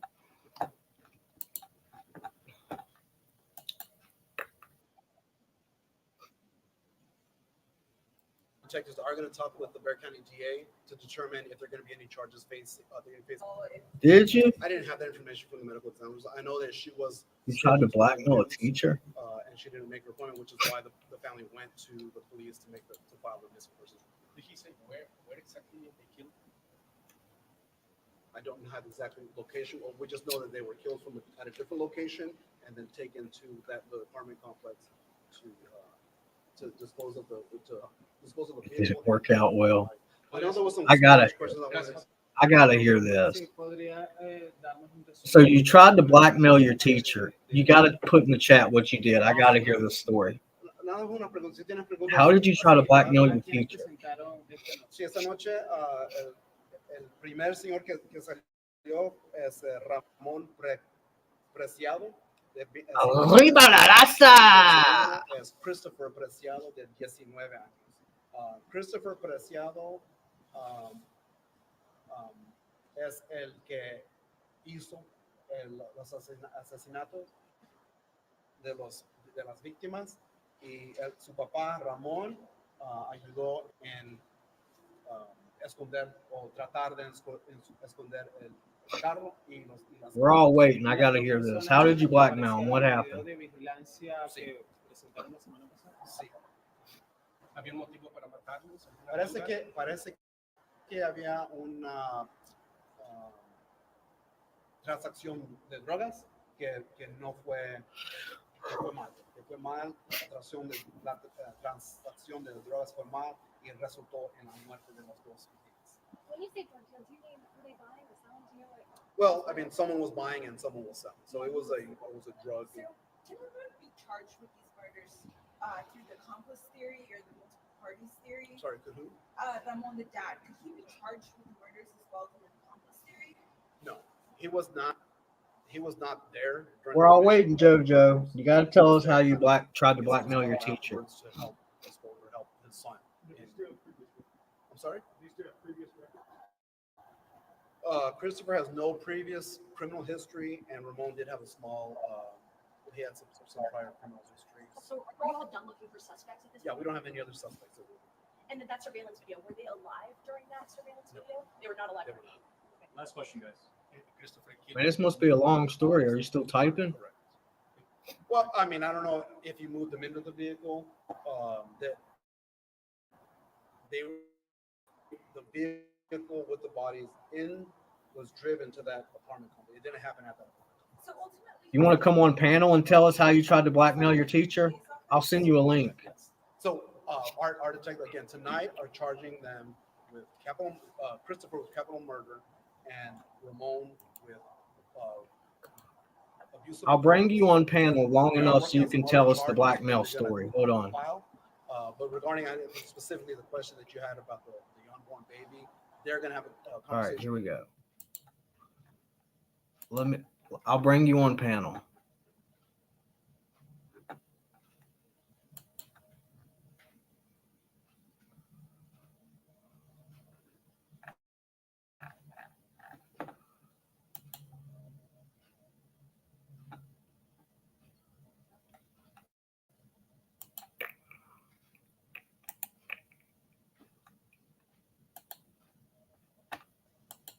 Okay, I sent you a link.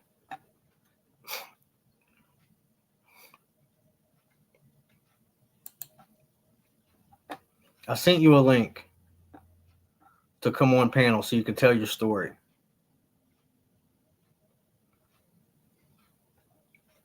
So click the link and come backstage and I'll bring you up on panel and you can tell us all the story. I got to hear the story.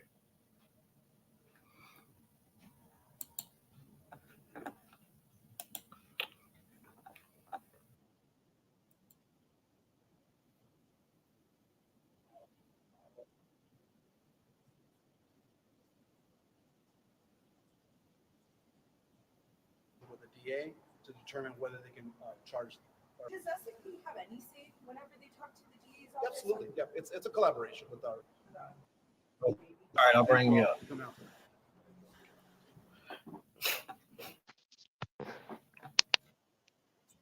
Hi, Mark Barden.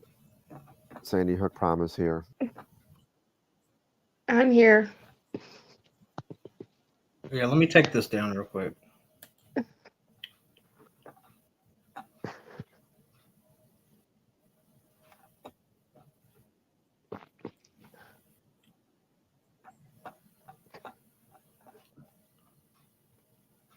My computer's being slow. Hold on. All right. All right. Tell us the story. How did you try to blackmail your teacher? Okay, so back in high school, me and my friends, we all had the same math teacher, and it sucked. And so she was not the nicest whatsoever. And so throughout my, I don't remember what year it was, but it was during my high school year. Me and my friend, we started just randomly sending her emails, and she never could figure it out because we used to disguise as we used it as a different person so she wouldn't know who it was. And so The by the emails end of that the emails that you sent, like what kind of emails were they? Like saying, "Hey, we know where you work and everything else," and oh, so you were just sending her emails to like creep her out, yeah, like yep, she had a stalker. mhm, yep, All right, yeah. all She right, kept giving us Fs, so for no reason, so. right. And so basically what it comes down to is by the end of the year, she came to me and my friend and she's like, "Did you guys send me emails?" And we're like, "What are you talking about? I have no idea what you're talking about." Like, seriously. Like, I don't know. So I'm like, "Nope." And by the end of the year, I looked at my friend and I'm like, "We got away with this and it's never going to happen again," but it was fun. Oh wow. Okay, so that was it. How long did this email thing go on? Like Pretty much until my senior year, and then we stopped at beginning of my senior year. Okay. So So you had fun with the whole. You would send your teacher emails. Was it a guy teacher or a woman teacher? yeah, it was a girl. It was a girl teacher, Yeah, and you and would she send. had it out for all of us because she kept giving Right. us F's. Oh, I know exactly how that feels because I had back when I was in school. I had a. She wasn't the main teacher. She was like the assistant teacher, but she was in charge of grading everyone's tests and papers and stuff. And I started failing the class, and I'm like, so I came out and asked her. I'm like, and I noticed I wasn't getting my tests back. Like I would take the test, turn it in for it to be graded, and she would give everybody their tests back after she graded them, but she never would give me mine back. And I'm like, what is going on here? So I asked her one day, I'm like, what is going on? How am I failing? Like, what's going on? She had it out for me too. And she was like, you don't do your work, you get a 0. That's what she said, right? And I'm like, what are you talking about? I've been showing up every day doing my work. So luckily my cousin was in the same class as me and I told him what was going on, right? So he was like, I got your back. He said, what we'll do is when we go to take the test tomorrow, he said, I'll leave the room. And he said, and I'll stand and peek around the corner and I'll watch you hand your test into her. And I said, okay. So the next day we showed up, took the test. And when the bell rang, everybody handed their stuff in and grabbed their bags and was run out the door because after that class, we had, I think it was lunch. And so the bell rang, everybody handed their test in, and I like sat back and waited for everybody to hand theirs in and then leave. And I was the last one in the classroom. And I walked up to her and I said, here's my test. And I handed it to her. And my cousin was peeking around the corner outside in the hallway watching, but she didn't know it. And she said, okay, thank you. And she looked at me and smiled and took my test. And of course, the next day came to class. She graded everybody's papers overnight or whatever, and she was handing them back in. And guess who didn't get his test? Moi. I didn't get my test. And so I called her out on it. I said, hey, where's my test at? And she looked at me and she said, well, you don't do your work, you get a 0. She was, you know what she was doing? I'll tell you at the end of the story. I looked at her and I said, I took that test yesterday and I remember handing it in to you. She said, you didn't hand me no test. And luckily my cousin stood up and he said, I was watching from outside in the hallway. I seen with my own eyes, he handed you that test. And she got super pissed. And she said, well, I'll look again. Maybe I lost it. I don't know. And she said, but I'll look again. And her story was when she acted like she found it or whatever. She said, I found it. And I said, you found it? I was like, why wasn't it with all the rest of them? She said, it must have fell off my desk and landed in the trash can. She said, somehow it accidentally got thrown away. That little fucking biatch was taking all of my tests that I did, and instead of grading them and giving them back to me, she was just throwing them in the trash and giving me 0s in the grade book. That's messed up. Yep. And I actually have proof of it because I got my cousin involved. He was in my class. And yeah, come to find out, that's what she was doing. She was taking all my tests and just throwing them in the trash and making like I didn't do them and putting 0s in the grade book. Yep. But luckily, when I caught on to what she was doing, I was able to get my grade back up. And I reported her ass. I brought it to the school board's attention. I told the principal. I told the main teacher. And of course, they acted like, they didn't kind of believe me or whatever. But they said, we'll keep an eye on her. But I think after I reported her, she knew she couldn't play that little game no more.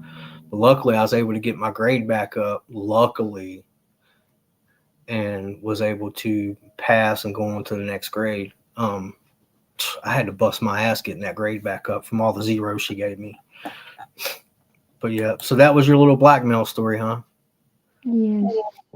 All right. You got any more stories? No. All right. Thanks for coming on. Thanks for coming on. All righty.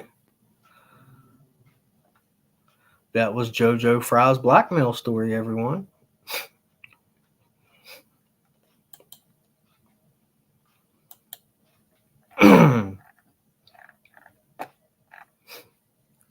Did you hear her story, Connor?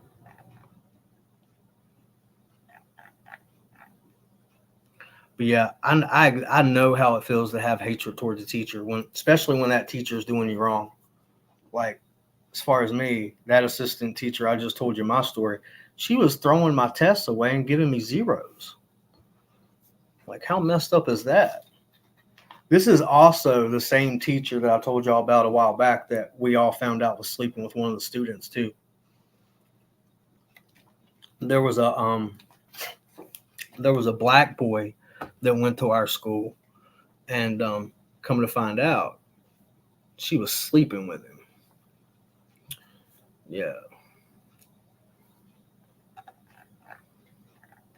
Yeah. Got some dirty mofos out here, and you know what really sucks is you got dirty people like that in the world that hold positions of power and authority, and that's what pisses me off.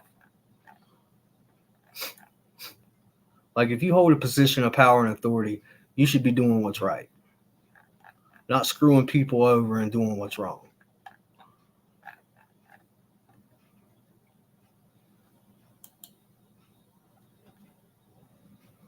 Jojo Fry says, me and my friend hated our math teacher, so we kept sending her emails.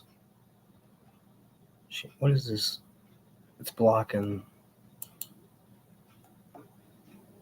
Why is that there? I can't read that. It's blocking the sentence, the word.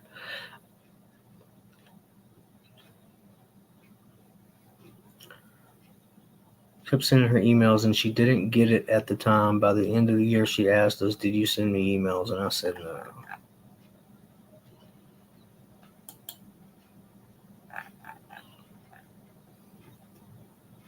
That is the story. Yeah, pretty much the same story you came on panel and told. Let's see. Oh, tell me she was fired. Oh no, I reported her. I reported her for it, and they investigated it, and basically came back and that everything was unfounded. But you know what's messed up? Even after they came back and it found everything was unfounded, she was still sneaking around and messing around with him. Like, I was getting information that she was going over to his house, supposedly helping him with tutoring, and like, he was going over to her house and staying overnight. Yeah. Yep. And he was like, when all this started, he was like 16 or 17. And this went on all the way up until he turned 18. And, you would think that if you're sleeping with the teacher, that would, give you brownie points to where you could get good grades and graduate. Not him. He was sleeping with the teacher and still failed and then ended up dropping out of school. How does that happen? Yeah. So he was sleeping with the teacher and still failed. That's what I find funny.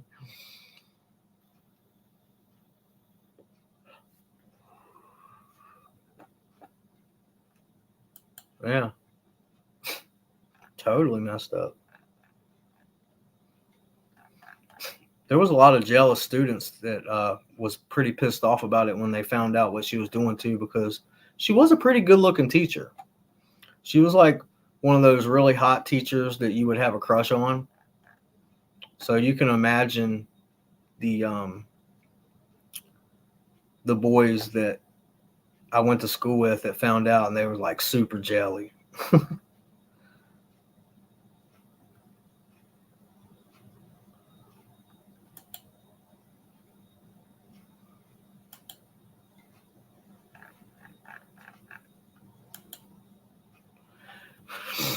Yeah, it's crazy the amount of teachers that are getting caught sleeping with their students. There's been like 6 just in the matter of a few months that's been caught sleeping with their students. It's insane, man.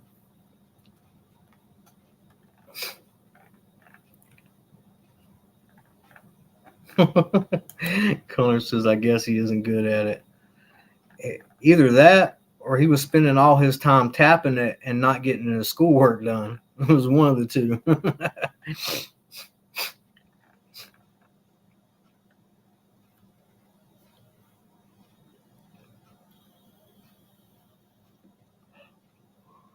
Yeah, there was even students, man.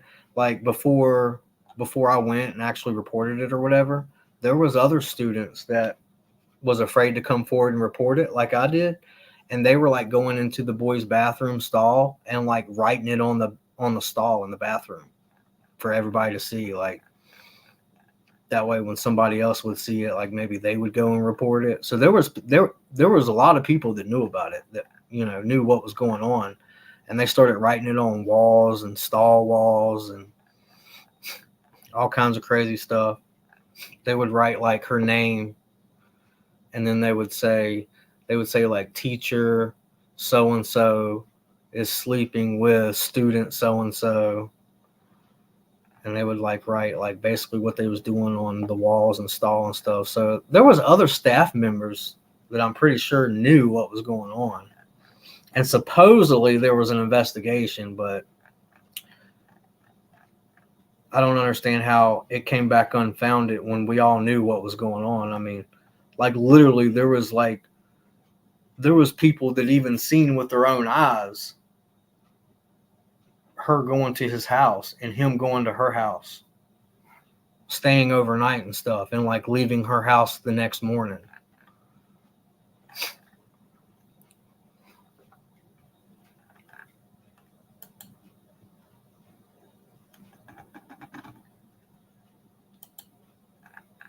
I'm trying to remember dude's name. There was only like, he was a black boy, went to our school, but see, there was only like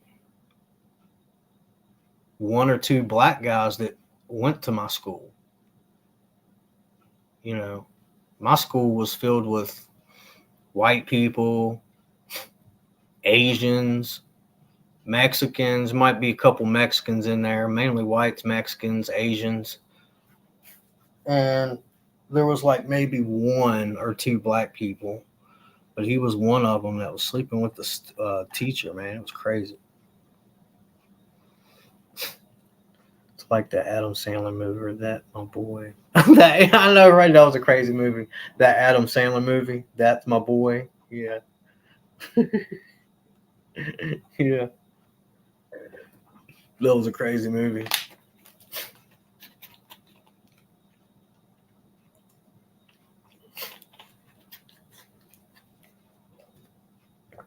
Oh man. Crazy times, man. Oh, you didn't like that movie, Connor? I think I only watched it like one time. So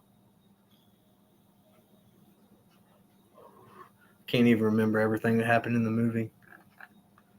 I know that a couple of my favorite Adam Sandler movies would have to be Happy Gilmore, Billy Madison, Anger Management, The Water Boy.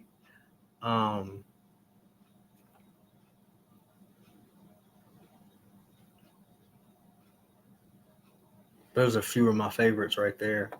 The Water Boy, Billy Madison, Happy Gilmore. There was that one where he played as like the secret agent or something. That one was okay. It was okay. Where him and his wife went on vacation. I can't remember the name of that one though.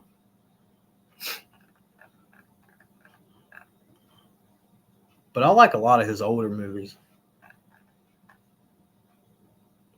Billy Madison, Happy Gilmore, Anger Management was good.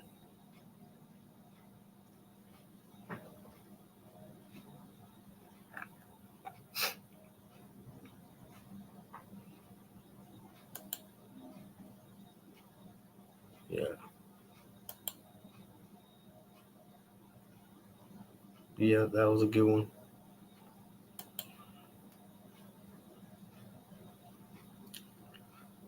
Another couple funny movies too is they're not Adam Sandler movies, but they're funny. There's Black Sheep, and then there's Tommy Boy. Those are two of my favorite movies too. They just don't make good movies like that anymore. They really don't.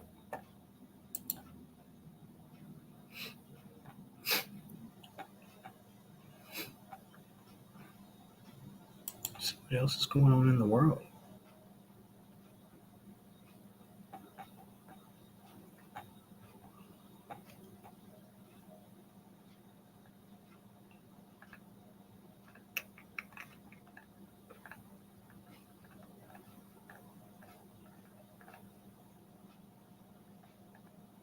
Let's see here. I'm looking for something else.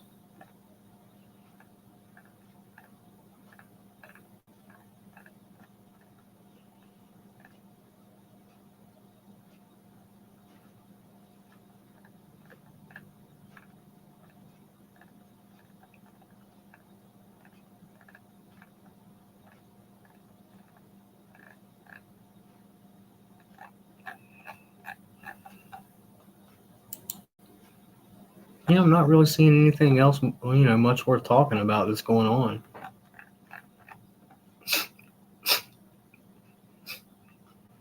$3,000 teacher Billy Madison. What are you talking about, JoJo? Shut up, Richard. Who's Richard? What are you talking about? Oh. I will be right back.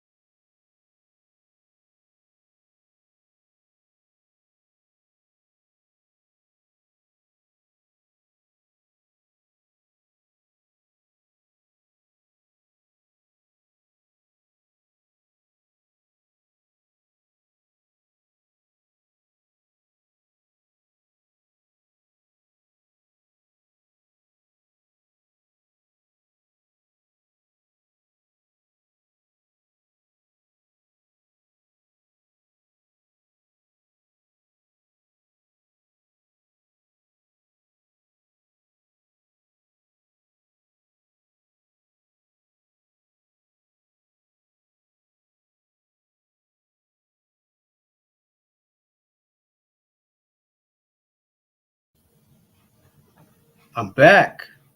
What was you saying about the dog?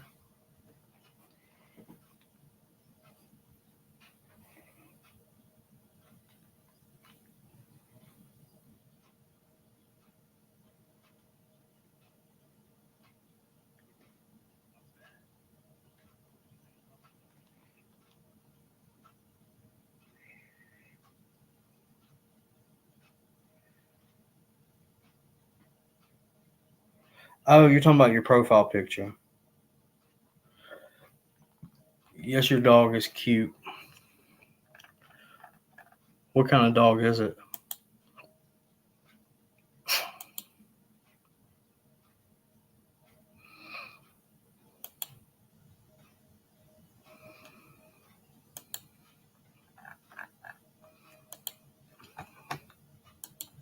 Let's see if there's anything else out here we could talk about. Still talking about that shooting. Let's see.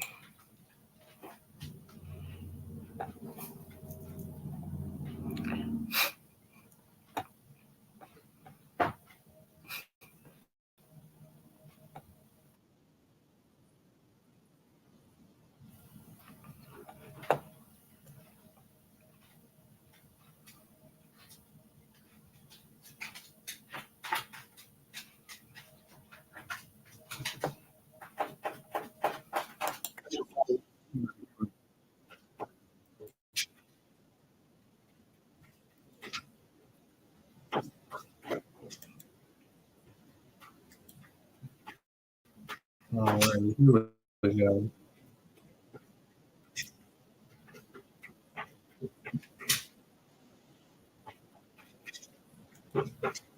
Want to be very clear. We find it very important that we confirm to you information that is coming through a reliable source. It has been vetted, and we want to honor the law enforcement procedure and protocol, things that they need to do, because we are talking about people's lives. We are talking about families who don't know about the victims or are finding out.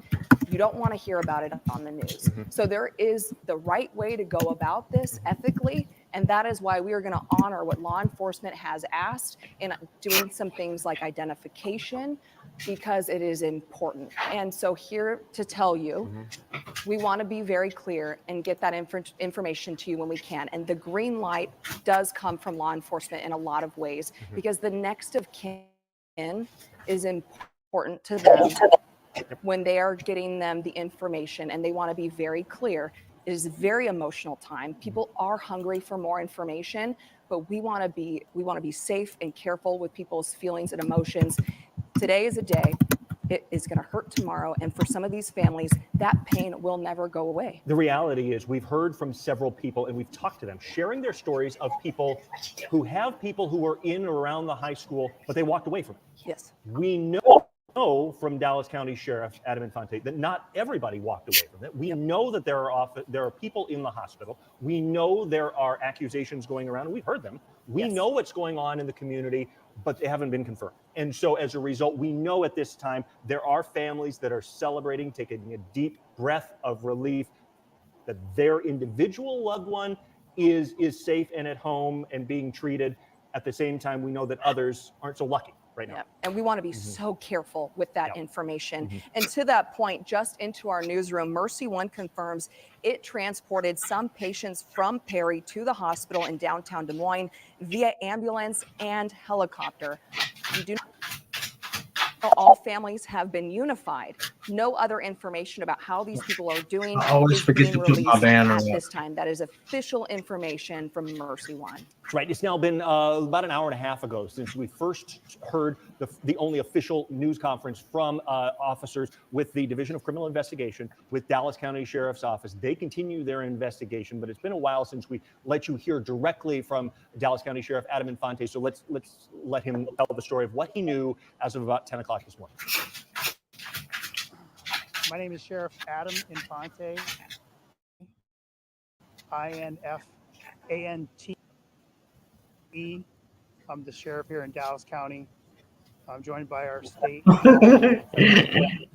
partners. Remix. Very high school. This morning at approximately 7:37 a.m., we had a Sears radio activation at the high school, which indicated an active shooter situation. The hell? Am I still frozen? An officer first arrived within 7 minutes of that activation and located multiple gunshot victims.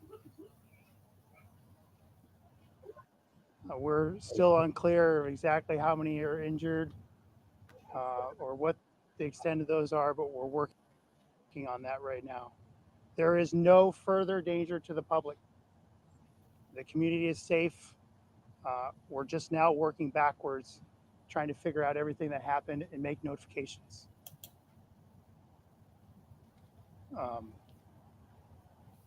There'll be another update later on today.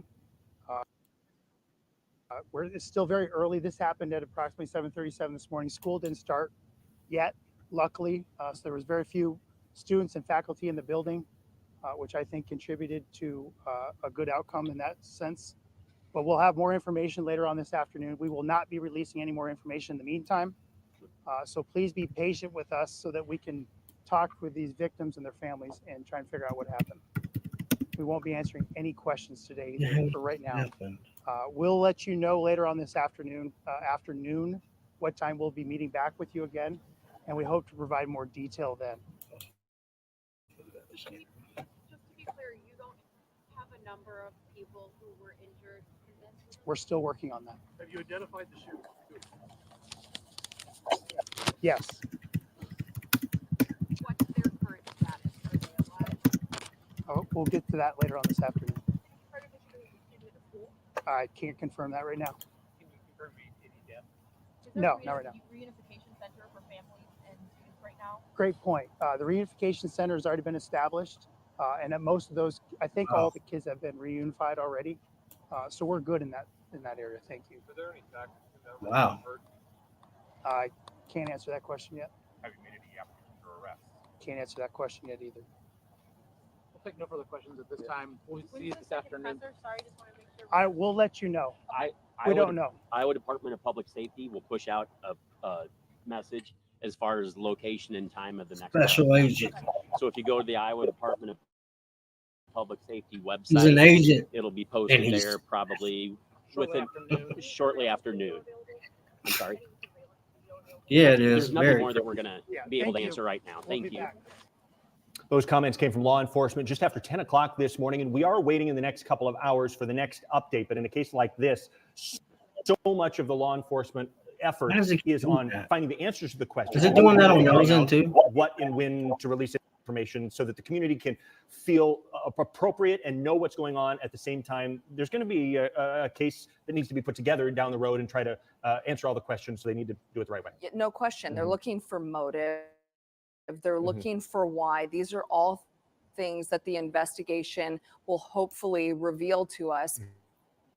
Alyssa Gomez was our first reporter on the scene. So she has seen the most tense of moments as response was in action and beginning early this morning. Now we're looking at you hours later with the caution tape now up as this phase is now enacted. Alyssa, what is the feeling now from where you're standing?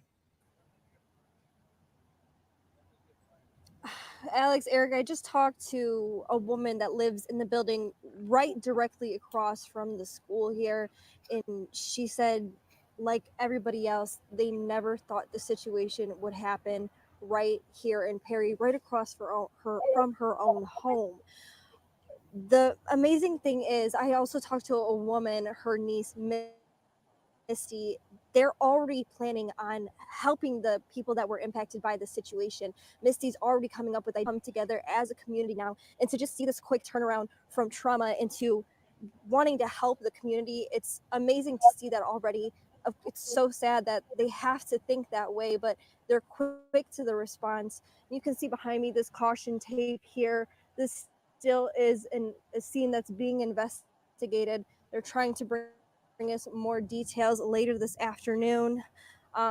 Like I said earlier, we had the national media coverage of this. A lot of people have come out to cover the caucuses that are happening in just a few weeks, but now the attention has turned to Perry. And of course, you know, we're still trying to figure out all of our details, but hopefully the community can come together, they can heal from this, and they can learn how to help those that were impacted by this tragic situation. A tough situation, and that story that you mentioned there, Alyssa, emphasizes the fact that everybody in Perry is impacted here. Everybody knows either a police officer or knows somebody who works at the school, knows somebody who goes to the school, and as a result, the impact just includes the entire community, right? Of course. And I mean, Misty was saying she doesn't have any family here now, but her sons graduated in 2016, Adam, and he's reaching out to people, making sure that everybody's okay. She's had family reach out to her, even though her sons aren't in the school anymore, to make sure they're okay. We keep hearing stories of people just coming together, was it another to contact student? their loved ones, trying to contact people that maybe are just even a friend of a friend to make sure that they're all right in this situation. And I think if there's any silver lining to this, it's that the community here is strong and they're going to come together to help one another. Because we know we've heard some of those stories of people who the person that was reunited, behind the and shooting we know that there incident, are other community members was it another who student have not been reunited, or was it just are in the some hospital or something along those lines. And so it is a tough situation. random person? Alyssa. We appreciate. Does anybody know?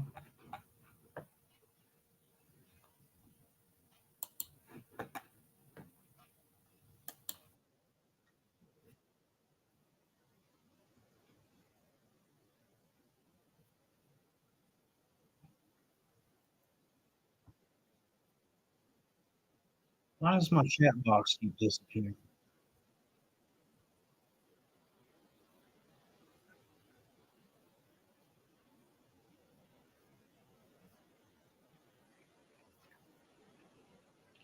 Oh, Chuck ain't gonna send no Barbara money. and He's I just are talking about grateful his for ass. quick response by school So he'll officials look and law good. enforcement He to ain't gonna send protect y'all no students money. and restore safety. The Perry community is strong and will band together through hard times. I am here to help if additional federal resources Where's are my- needed. We've heard that the White House is involved. We've also heard that we know that Perry is in Iowa's 3rd congressional district, and Iowa Representative Zach Nunn, who represents that area, says, quote, "As a parent and community member, I'm beyond angry. My heart is still with on the here, community Connor? of Perry." Zach Nunn writes, "We have a duty," he says, "to protect our children, families, and educators." guess he's still He says, "I will sleeping. remain in That's a touch good with first question. responders and local leaders there in Perry, and I will continue to monitor the situation He must have closely. stayed We will up not all rest night. until there's full accountability for this heinous acts of violence." My We've guess, heard because from it's almost response from 1 our o'clock. lawmakers. We've heard from a response from I national haven't advocacy heard organizations. anything from him. We've heard response from a whole bunch of people, but across the board, whatever it is, Almost it's 1 o'clock, focusing on Perry, and he's still what they're MIA, going through. We so know he that must later still be tonight sleeping. they're trying to get together a are. prayer vigil This at school 7 o'clock shooting, among was it the a churches student there in town, or was because it it's somebody going to be else? a while before just the shock wears off, let alone what happens next and going back into the school eventually and getting back to what will eventually be routine. But this will take a while. This is shaken the community, Mr. no doubt. McIntyre. And they do have school closed tomorrow. Yep.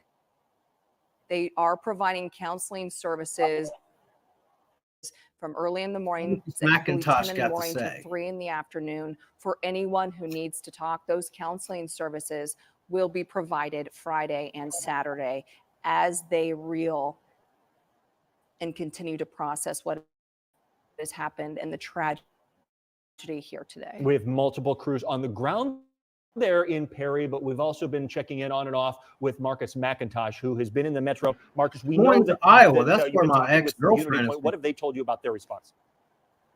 Well, we do have an update at this point. I remember earlier they confirmed that 2 people came from Des Perry, Moines, but now Iowa. another ambulance came in within the last 5 minutes or so, bringing another victim from the Perry situation. I'm going to get out of the way so you can kind of see what's going on. There's not a whole lot of activity here, but there are people at Unity Point, Iowa, Des Moines. And what we've seen this morning, we've seen Des Moines police officers here, and what went on there. And what we're being told, 2 victims now, at least 3 victims from the Perry situation, Perry shooting, are here at Iowa.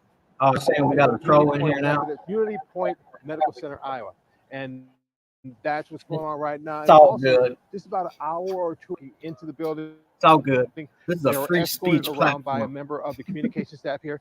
So one person had on a sweatshirt with the Blue Jay, signifying Perry High School or Perry Elementary School or the Perry School District. I don't know exactly who they are, but I can only guess or surmise that it was either someone connected to the school, someone administration at some point, or maybe even some parents or friends or family of one of the victims who is here right now. So we're going to keep following that and keep you updated on whatever's going on here and whatever is expected to happen throughout the end of the day. We're live. I'm Marcus McIntosh. Let's go back to Eric and Alex in the studio. You being there, Marcus, because we know at about 7:45 this morning, we started getting those calls and seeing on traffic cameras the massive response. You couldn't miss it. If you were in rush hour traffic on the northwest side of the metro, we heard from people up on 3580, folks over on I-35 who couldn't help but notice these squad cars screaming out of the metro to the northwest, knowing something was going on, and it had to do with the planning and the law enforcement helping each other from communities like Urbandale and Johnston and West Des Moines, all being on alert. And when they were called on, they acted quickly, and that included So who's this helicopters person doing the from shooting? the hospitals, as well as ambulances who've been rolling in where Marcus was over. They keep talking about the in, shooting, but they're working not from talking home in about who West Des did. Moines, saying I knew something Mhm. bad was happening because I could hear it.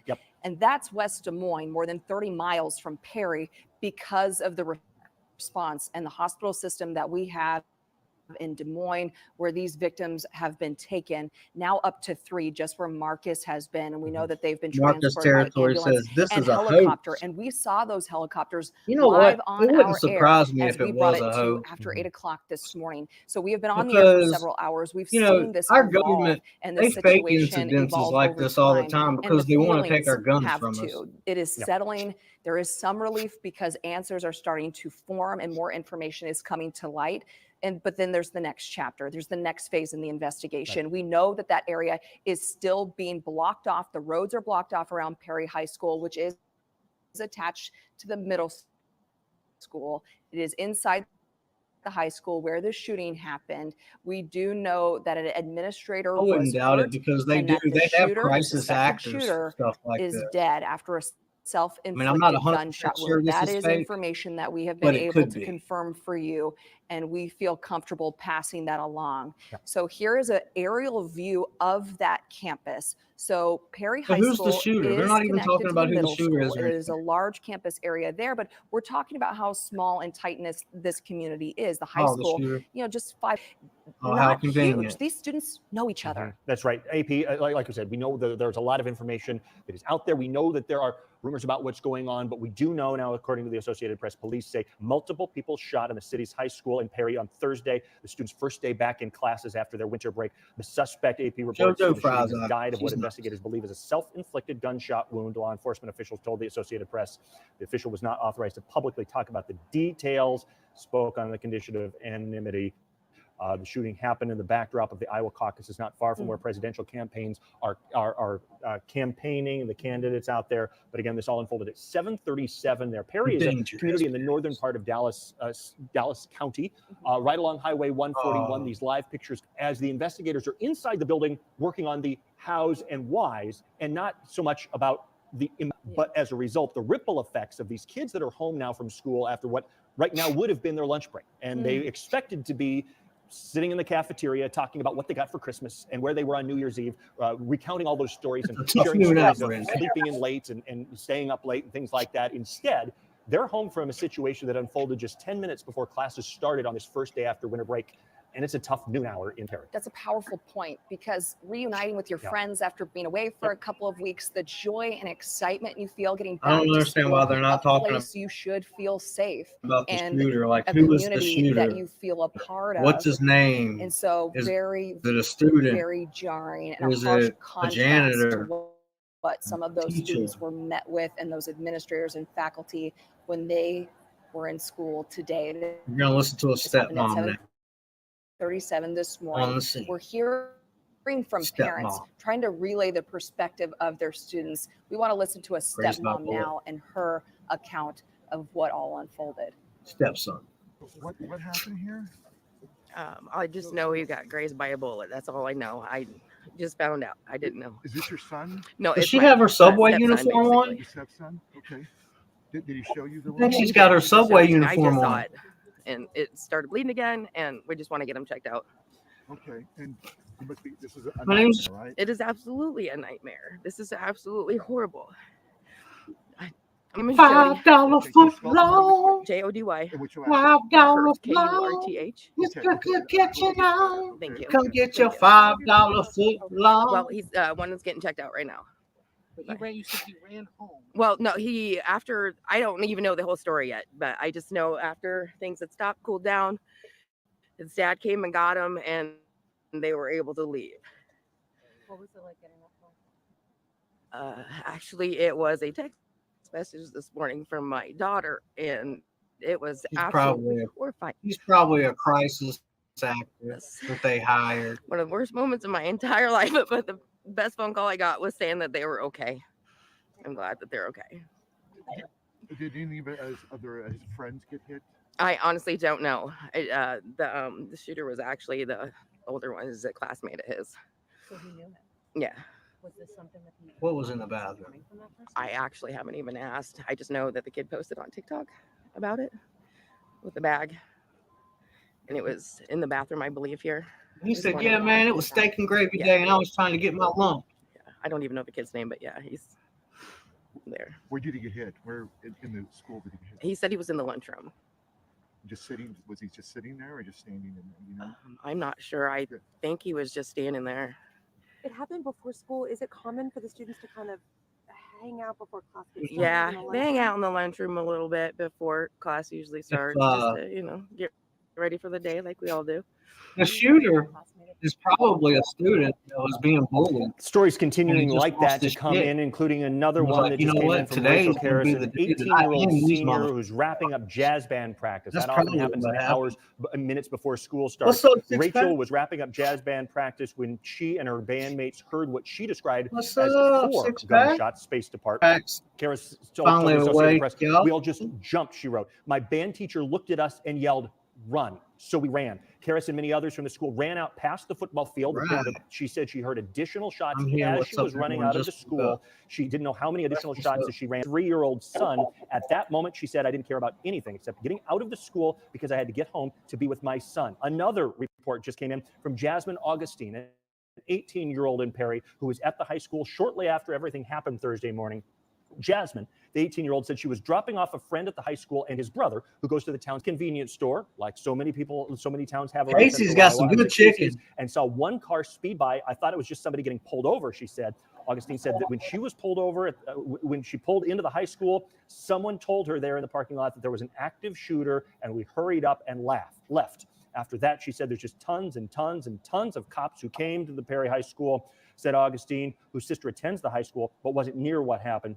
Jasmine and her dad picked up her sister from the armory just back behind the bus barn shortly thereafterward. More and more stories coming in of the scary situation, whether folks were inside the building when this happened 10 minutes before the bell rang for the first day after break, or whether they were outside in downtown. You couldn't miss the response, and you also couldn't miss the terror of what unfolded at that moment, but also the moments after, as people were trying to figure out what was going on, who was hit, if anyone, what's going on, and a lot of questions still to come out. It's difficult to put yourself in the shoes of those people because you can only imagine they don't know what the threat is exactly, how many people, they're hearing gunshots, but from where.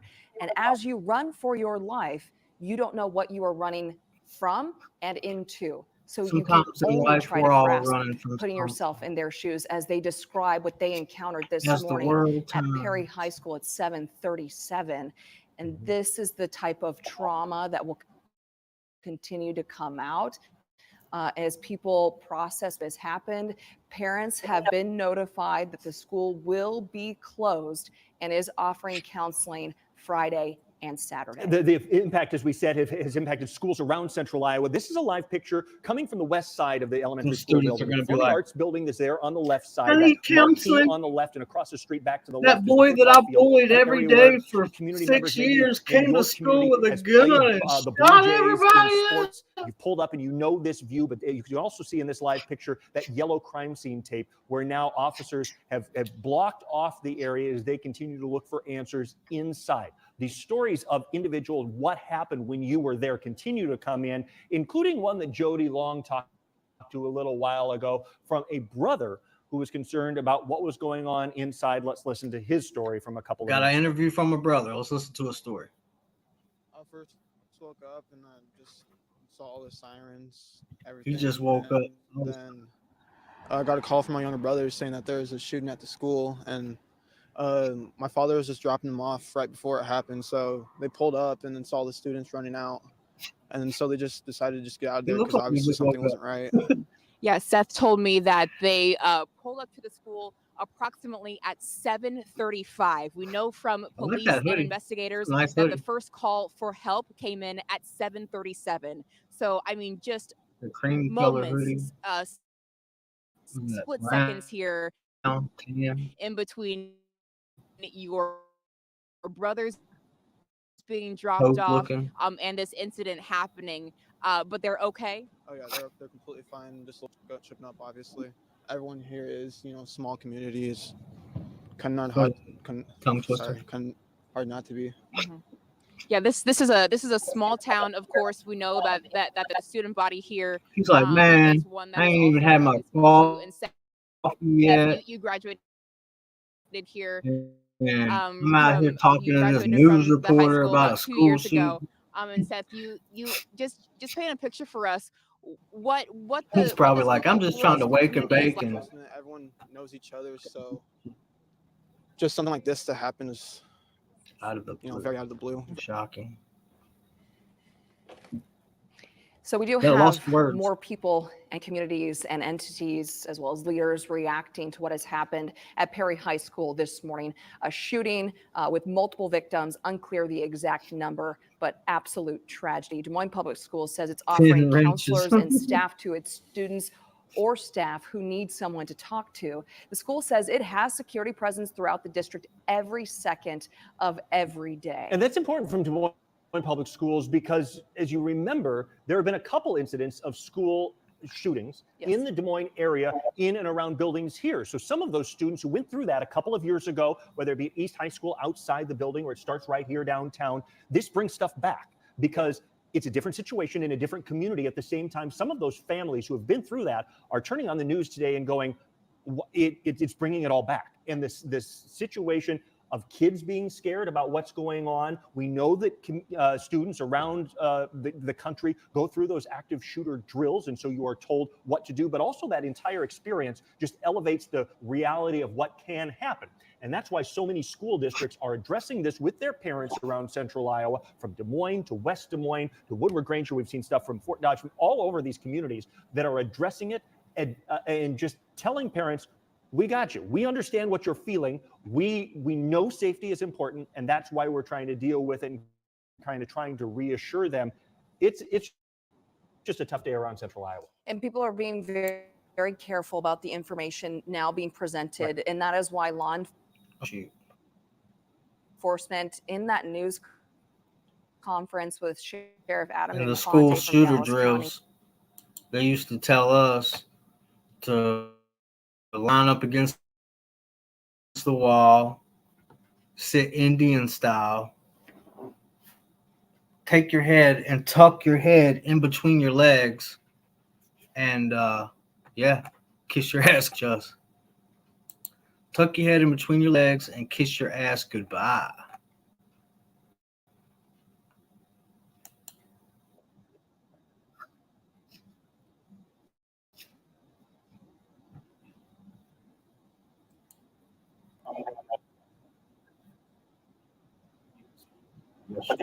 No, right? I played the video closed for the day. They write that all of their staff the dude flying through the air and tackling the judge about a mile or two away from the high school on the east side of town. DMAC is closer to the downtown area, but the DMAC cancellation of classes only affects the Perry. We got Center. critical information. All the all open. It's just the Perry site that is closed. Any updates from DMAC, since they have a school presence there. But we also have some new information from CBS News. This is critical information from CBS that we can now report to you. 2 law enforcement sources. Suspect is described as being born deceased from a self-inflicted gunshot wound. Like I said, he was probably multiple victims were shot. Conditions are unknown at this point. That was something the sheriff alluded to as well. They were still making sure they could get us an exact number, but it is still early. And people, as we know, were transported to the hospital here in Des Moines and are being treated. So I know, right, their condition at this moment is unknown because it is so recent. This just happened this morning. 7:37 is when the first call for help went out. We've continued to have reactions from around the state and around the country on folks weighing in on their thoughts and prayers and condolences and actions. And we know that people come at this from a lot of different perspectives. They can disagree on a lot of things, but they can also agree on the tragedy that we've seen today. And one of them includes Governor Kim Reynolds, who just posted on X recently. She writes, "Our hearts are broken by this senseless tragedy. Our prayers are with the students and teachers and families of the Perry community." The governor writes, "I have been in contact with law enforcement agencies and am continuing to monitor the situation. I'll be joining their press conference today." The last press conference happened a couple of hours ago with members of the Iowa Division of Criminal Investigation and the Dallas County Sheriff's Office, as well as local agencies. But we are waiting for that one. We don't have a specific time. We understand that it will be early afternoon. But right now, as you can see, the crime scene tape continues to be up there as investigators continue to show up there on the west side of Perry High School, where this all unfolded this morning at 7:37. And we are staying with you. We are going to stay on the air and continue to bring you these live images of the scene where this shooting happened. We're going to stay at this desk and continue to provide more perspective and insight and information, because that is what we do in times like this. We are in this together. Our crews have been relaying some really powerful information and emotion from the Perry community. When tragedy strikes one of our own, we are Iowans. Iowans know how to come together. That is the fabric of rural communities. Perry is just a town of 7,800 people. It is an intimate community. We've heard time and again how close everyone is and everyone knows everyone. That's what witnesses have said. And so even in the school, it's a close school. There's only a few hundred kids who go to that high school. And you're seeing the middle school right now on your screen in this live view, this angle of that campus. We want to remind you that that is connected to the high school. So that is why you're going to see images of the middle school on your screen as we continue to cover this massive response that is still an ongoing investigation. The Division of Criminal Investigation is very much a part of this from the state. They are assisting with this, and West Des Moines, Clive, Urbandale, Dallas County, certainly that we've seen. That's why we were hearing from Dallas County Sheriff Adam Infante.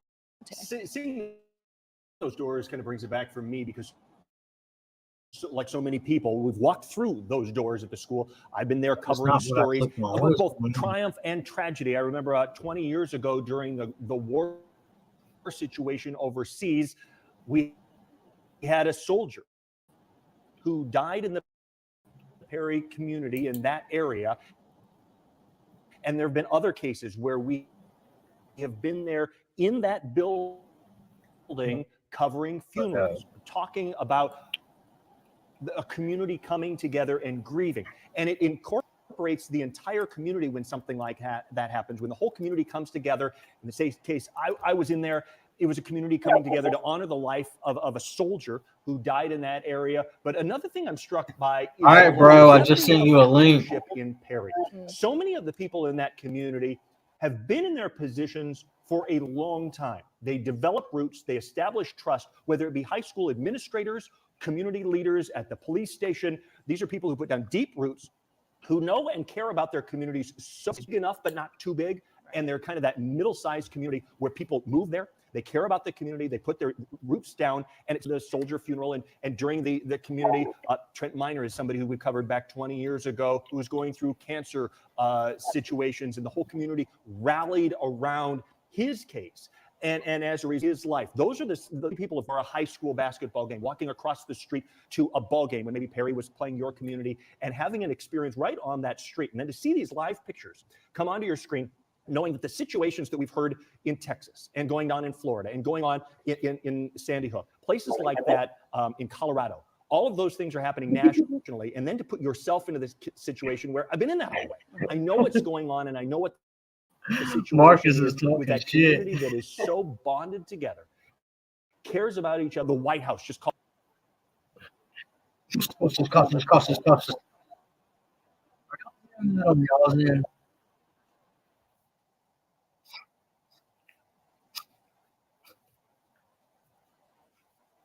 I sent you a link, six pack.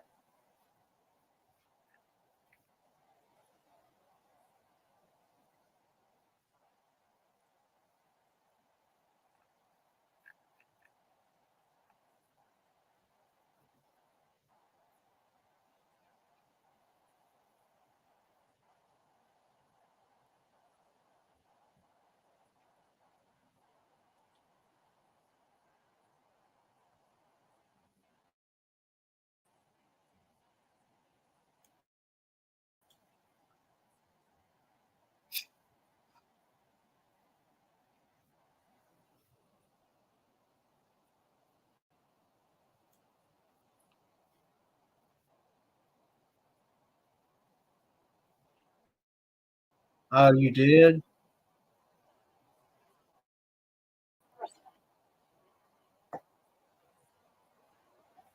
He said six pack is a bum. He needs to stop being so late.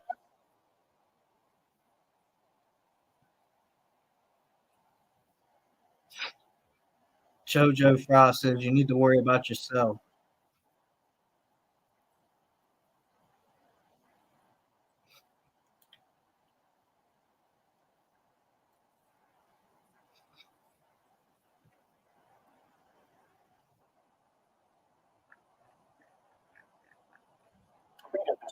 I think six pack's still on panel. He might be getting his computer set up or something. Send him the link.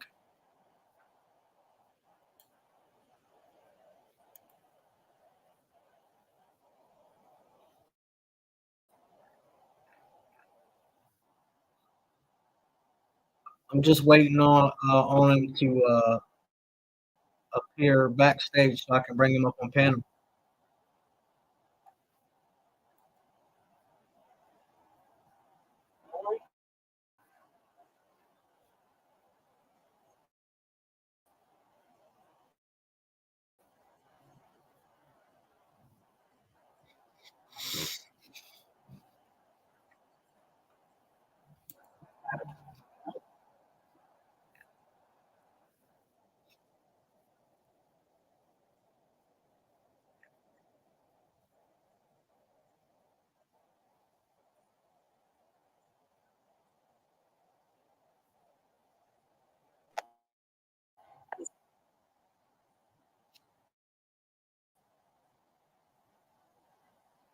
Yo, six pack. I sent you a link, bro. Did you get it?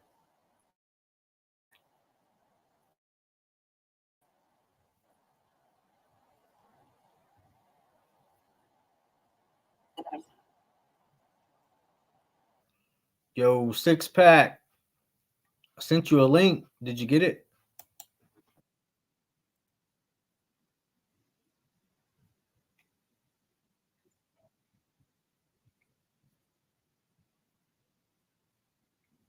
Yo, six pack. I sent you a link. Did you get it? Never got it? That's weird. Hold on. That's weird.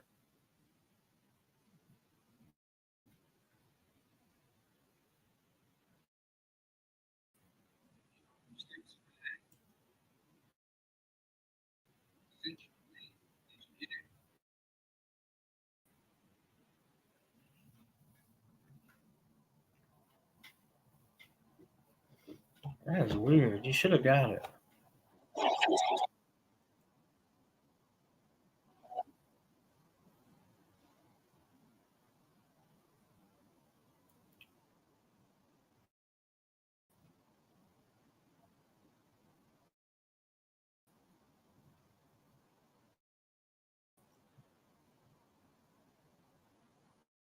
Oh, I hit send, but it didn't send it for some reason. It's all right. It just sent.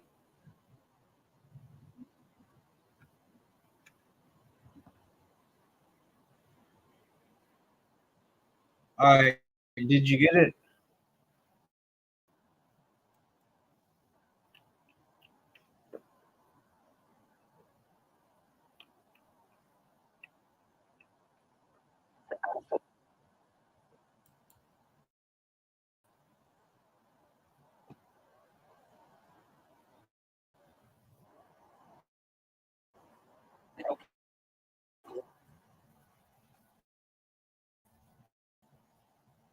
Did you get the link?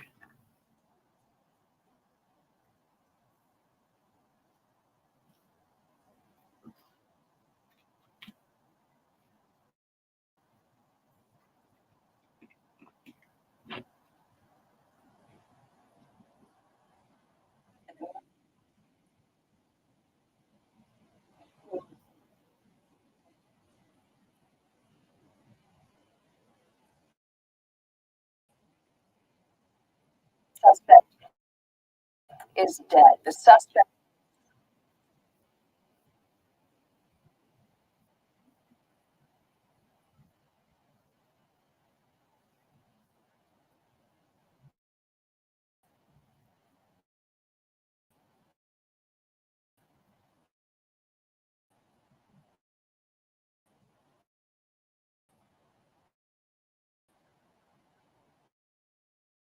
So that sounds like he was what, a senior in high school?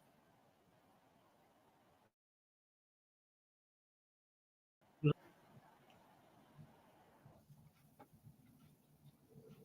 was either in 11th or 12th grade.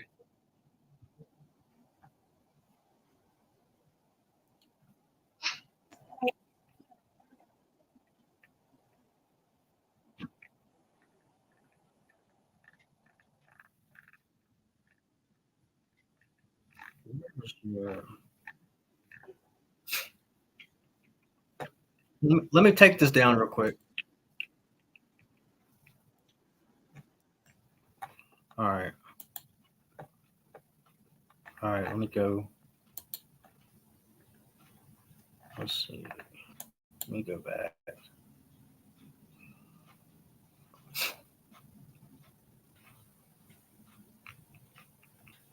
Here we go. Right there you are. Yeah, 9 minutes ago. It says it was sent. I am here. Yeah, sorry about that. Did it just now hit your inbox?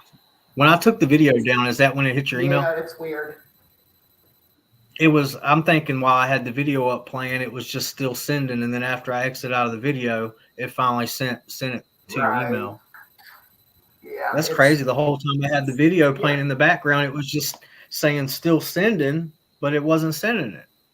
It don't make any sense. No, it don't. It's like lagging like a mofo. Yeah. Let me try to pull this up. Let me try to pull it back up.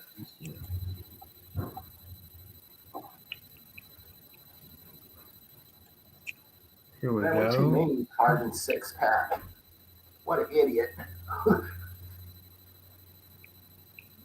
Better look at my coffee. Huh? What? He's lucky I have my coffee. Huh.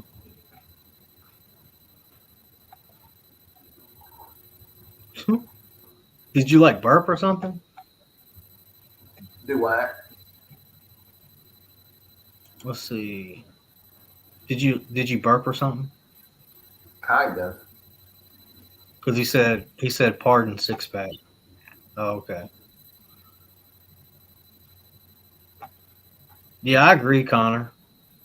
Yeah. Connor says the trolls can be funny sometimes. Huh.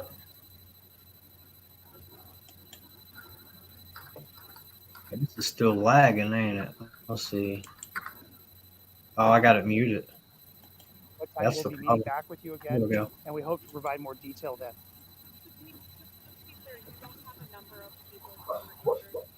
We're still working on that. Have you identified the shooter? Yes. I see you don't have no picture on your thing. I'll try to find We'll one. get to that later on this afternoon. There we go. I can't confirm that right Oh, now. you trying to find one?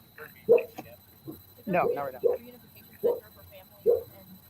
You hear Frankie in the background having puppy point. The dreams. reunification center has already been established, Yes. and at most of those, I think all the kids have been reunified already. Listen.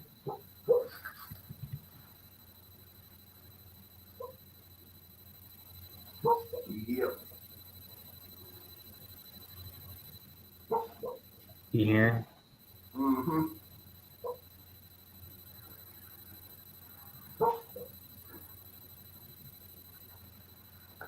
Can you hear? Woof. Woof. Woof. Woof. He's like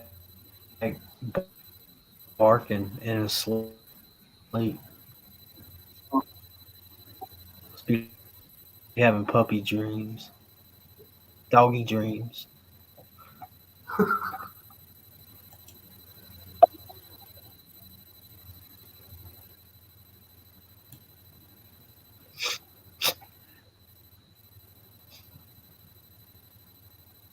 How's everyone doing today?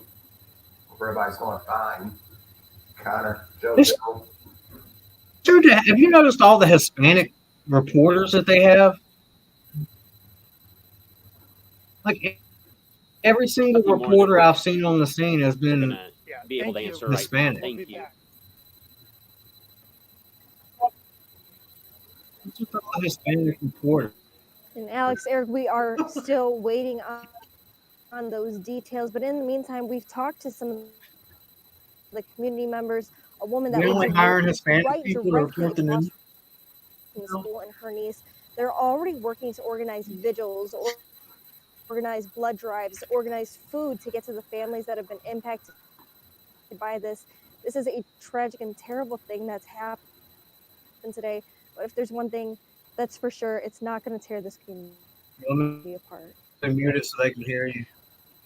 Our hearts are heavy, and we're hearing that from parents, community members, and people all around the state. Marcus racing to help McIntosh's support this community in this he time and looks during this tragedy. black, but he But looks we're like he also got a hearing little the Hispanic response, in the him, ripple too. effect of how this has impacted folks around Central Iowa, including at hospitals. KCCI's Marcus Half Hispanic, McIntosh has been half at Unity brother. Point Hospital in downtown Des Moines for hours. What was you and saying? What was you saying? You was asking how everybody's doing? Oh, yeah, I was asking how everybody doing today. Can you hear me? Yo. Can you hear me?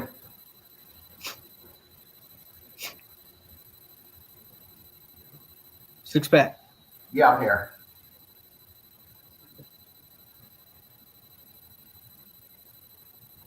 Is my sound not working?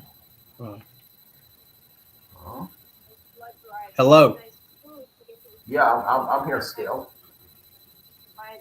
This is a tragic and terrible thing that's happened Let's see. today. But if there's one thing that's for sure, it's not going to tear our hearts Oh, it's like we're hearing that from parents. 20, 30 seconds behind. Hello. Can you hear me? Marcus racing to McIntosh's support this community in this time and during this tragedy. Black, but he looks like he got a little Hispanic. Yeah, Can you hear me? sounds work. Oh, okay. Yeah.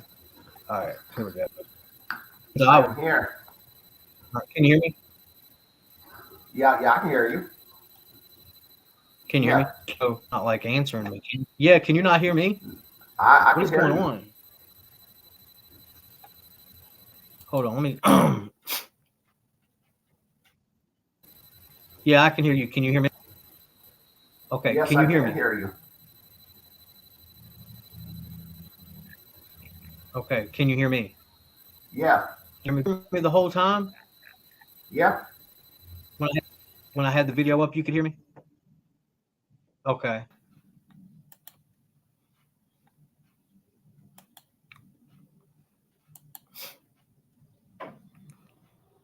see.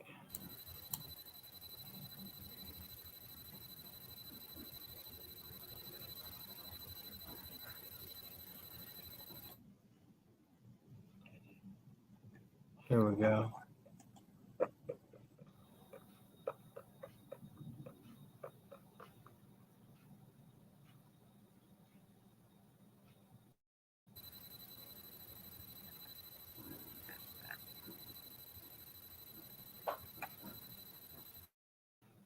That we serve that need blood products, and then we can't predict these unfortunate situations and circumstances, and so that need becomes even greater. So if people are looking for a way to support the neighbors and the community of Perry, giving blood is just one of many ways that you can do that. And we have donor centers all across Iowa that are open today.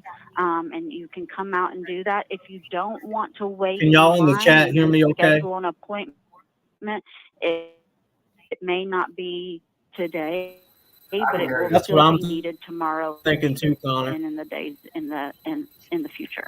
This call to action is important. So when you ask for this cool. this big call out for people to I come agree and with donate, Connor. I is there think anything else someone should the active know or shooter think was about before they go? probably being bullied. We My always guess. encourage them to make sure that they are healthy, because obviously the people that are going to be receiving these life-saving units are not in a position where they are well. So we need our donors to be healthy. If you've never donated blood before, we would encourage you to go onto our website, lifeservebloodcenter.org. There's quite a bit of information there that can kind of just help you along and help you understand what the process looks like, what the requirements to donate are. When you come into our donor centers, we're obviously going to need to have an ID. So if you've not donated with us before and you don't have a blood donor card, even a driver's license is fine. And we're just going to ask you some questions, make sure you're healthy and able to donate. The process to actually donate blood varies based on the type of donation you're giving. And then once you're done donating, we ask that you stay with us for a few minutes after, have some refreshments, and make sure you're feeling well before you go on your way. Again, that's LifeServe Blood Center. Now, just to recap here at Iowa Methodist Unity Point Medical Center, the emergency room, 3 people have been brought here by ground ambulance from the situation up in Perry. And just want to make one more thing clear.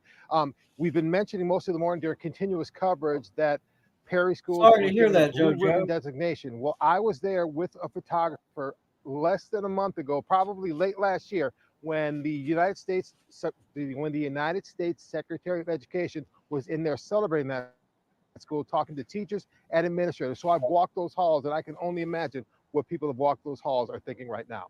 We're live in Des Moines. I'm Marcus McIntosh. Let's go back to the studio to Eric and Alex. It's hitting home for a lot of Sorry people, about the Marcus, and we typo. appreciate your story talking about the impact that it's having around Central Iowa. It's so important as we process what is happening and we try to move forward as a community, especially Perry as it moves forward. United Methodist Church, how are they providing This news support reporter there? on the right in the blue suit, he kind of reminds me of Richie Cunningham, Yes, Alex, as you said, don't he? Like an older here version of Richie United Cunningham. Methodist Church in Perry. This is a safe refuge here for students and parents who are shaken and just don't know where to go. The pastors here tell us they want anyone to come to this church who needs a place to I go, need who somebody needs, to hug. someone to hug, who needs someone to talk to. I was inside the sanctuary, multiple students in there who were in the building when the shots were fired. There's a 7th grader, a 12-year-old in the church here who said she got that phone call from her daughter at 7:37. If you remember, 7:37 is when law enforcement said the first call came in. Her mom's name is Amber Ross. Take a listen to what she had to say. Daughter? My daughter called me, and Look we at her were hair told, you know, color. that the Wow. first call for first You're responders was coming from a mile 7:37. away. And I Hair looked is so back on my bright. phone, and I got a call exactly at 7:37. She told me she'd heard 3 Trying to gunshots make her hair look and like cotton ran out candy. the door to go to the armory, to where their safe space is when they're evacuated. Cotton candy. She's 12. She was inside the building. She was in the building. So the middle school and the high school are connected by a hallway. where the cafeteria is. You And see those the shooter was in the high school woke that cafeteria in that they hallway. either dye And so blue she or was in pink, that hallway leaving. and they're doing So it to show their her. support to the LGBTQ community, XYZ, LGBTQ As a XYZ, one, mom, you 2, never 3, you never want to get 666 that call. I thought she was community. like exaggerating. I was like, no way, like that couldn't happen. Like you guys just heard something and then nope, Armory. that's what she heard, and that's it could have been her. She heard 3 gunshots that could have been pointed at in her direction. What did she do next? Where did she hide? She went to the armory. So we have, it's a military base, right? So it's like the military base here in Perry, and they're told to evacuate to. So she was in that part out. And then how did you get to her? And what was that like when you saw her Cotton safe? candy area. I just Yeah. I drove up like I was picking her up from school. Yeah, like I need a hug any too. normal day. I mean, obviously the traffic was insane, and there were cops coming in, flooding from How's your both daughter directions. doing And now? there Who's was that? so many of them. Like Remix. it's crazy how many cops were there. How's your daughter doing now? She's shaken up. She's better now than she was when I picked her up. She was really scared and crying and worried about all her friends, but she's been able to contact the majority of them, and obviously those that don't have cell phones or whatever, she'll be able to figure out at a later time, Monday. So glad she's okay. Me too. Where does the community go from here? We're a pretty tight knit community. I haven't even been here that long, Let's and join that I girls. am now the scoutmaster for the girls BSA, and Why is it we lagging?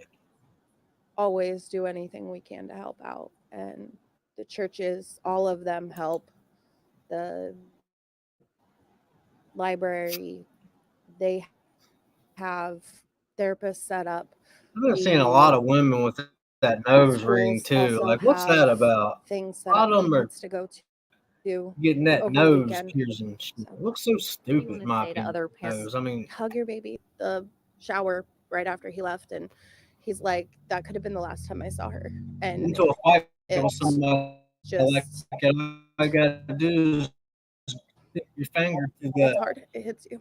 the hoop of their nose and fucking just drag them wherever you want, pull them wherever you want. You can hear the raw Hook that emotion in motherfucker that and interview. yank. It could have gone so many other ways. A lot of emotion inside this church here at First United Methodist Church, where we are in Come Portland. here. The pastors want anyone to come here who needs a place to go. There's several pastors, 3 or 4 of them Yeah, that inside. They're shit ordering pizzas, they're looks so ordering retarded. food. They're telling students, parents, whoever, to come here as a place that is safe, as a place to pray, and as a place to be together. Inside is also a junior at the high school, a young man who missed his bus today. His bus was late, and 7. he said that had his bus not been late, he would have got to 7:37. school at Was late. 7:30. Remix. Shots started ringing out again around 7:37, and so he was late to school.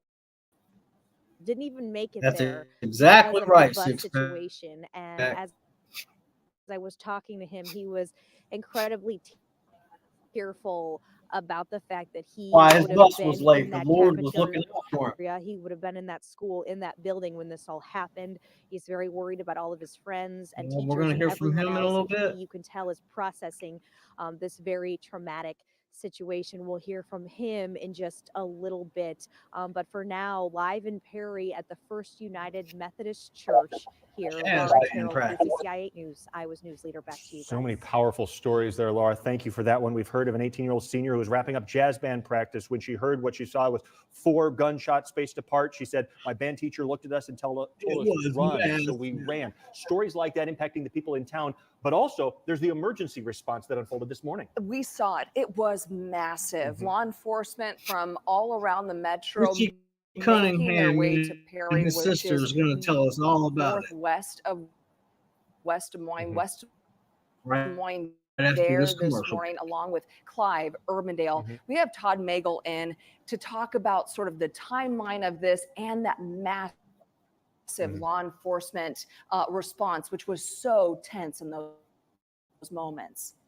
It was, Alex and Eric. The dispatch recordings that you're going to hear show a calm, professional, but clearly a very concerned law enforcement effort to deal with this school shooting. The emergency radio traffic began shortly after 7:30, as we mentioned, around 7:37 this morning.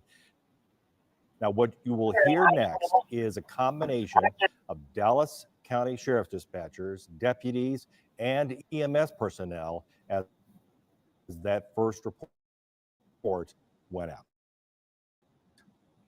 All units, Dallas County. We've got an active Sears activation at Perry High School. Active Sears activation at Perry High School. It's going to be in reference to a possible gunshot. Possible gunshots at Perry High School. One direct, you have access to the cameras. We're getting pulled up now. Somebody down in the hallway. Copy. We see something on the west hallway. West hallway. What channel am I switching to? There's blood on. We have a male subject down in the hallway. Appears to be Wonder what classroom was 308. gunshot wound. Unsure another victim. Now, a subject that's down is deceased. Copy. Subject down. Deceased. You have location? We are outside of room 308. They need multiple ambulances, so we're going to need both other EMS units headed that way. Do we have a number of victims? Or an estimated number of victims? Route. Also, let's get Perry Fire there so that we can have landing zone and we can start triage. We've got 2 patients. Our ambulance. Can you reserve a helicopter for me? How many patients do we have on scene? Cards are up. Unknown at this time. We have 2 in our truck. Reports of multiple inside. Dallas, has Polk County been advised to advise all the Hey, Marcus Territory just said, you call yourself fixed pack, but you're flabby. We're calling them now. The middle school has been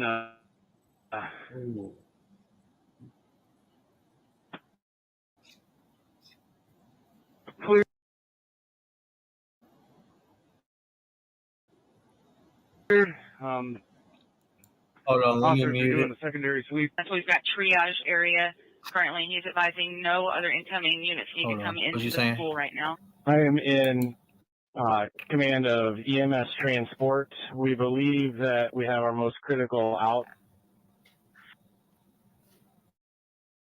I think you can take away from that. It seems clear that at least 2 people, as we've been reporting, were injured with multiple gunshot wounds. That came in some of the dispatch dialogue, and that it appears, Can you hear me, based Six-Pack? on that dialogue, that the shooter did die in a Yeah, school. yeah, I can hear you. Alex, and That's maybe the video's lagging. just a lot of details there to Okay, I'm starting to. I think the live stream's got like a 20, 30 second lag what's to it. happened with Perry, including our Iowa Governor Kim Because Reynolds, when I issued a ask you statement if on you social can hear Yeah, she me, posted it takes you like 30 seconds for you to respond. So I think on the live X, might be formerly known lagging. as Twitter. Our hearts I are think broken. it is because you kind of freeze a little bit.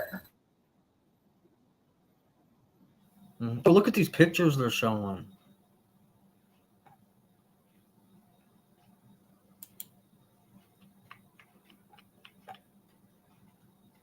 I'm not gonna I'm not going to show that on my channel because YouTube is strict as fudge.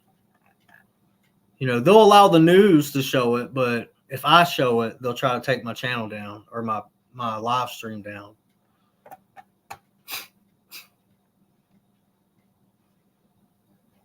You know, on my old channel, I did a little intro on my old channel, and I had a picture of a crime scene tape going across the street, and there was a jelly glazed donut in the road smushed. And you know, they took my my video down, my live stream down, and I got in trouble for that. They called that graphic material. They said it was too graphic for YouTube. It was a fucking jelly glazed donut in the road with caution tape going across the street, and YouTube said that was too graphic to be on their platform.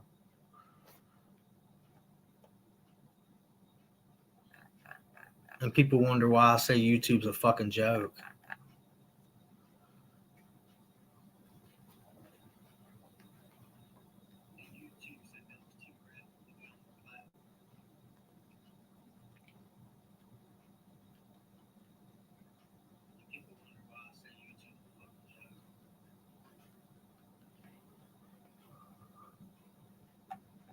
All right, let's see what's going on here. Okay, somebody different's talking now. Let's see. Let me pull this back up.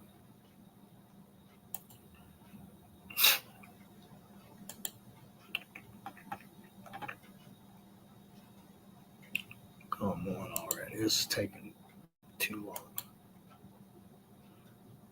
All right, here we go.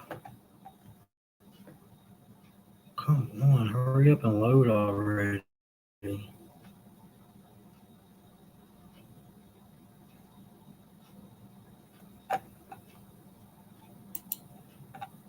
we go. A school counselor here at Perry, and she said she just got a text from her daughter on her way into work and said, "Mom, I'm safe." And that obviously sent her mind into a million different directions and responded with why. And she told her she got the one-word text message back that said shooting. And that's when the mother turned around and drove back to Perry so I know, that right, Connor? she could be with her daughter. There is a place for reunions with family members and parents of students and staff members at the McCreary Center, and that's where we're hearing a lot of Yeah, YouTube left that up. There's a lot of stories similar to these, just lots of raw emotion. We're only hours just after this happened, so like this emotion is. But the still jelly very glazed raw for donut going smushed in through the road this was too in the graphic city for of YouTube. Perry. That is just beside themselves by this tragedy. Lots of law enforcement here starting to move in a little bit closer to the school. We've been allowed to get a little closer ourselves, but we're going to be on scene here today throughout the afternoon for the upcoming presser that's supposed to be happening. They haven't released a time or date yet, but once they do that, we will bring that more information as we get it from law enforcement. But for now, we're here at Perry. Back to you guys in the studio.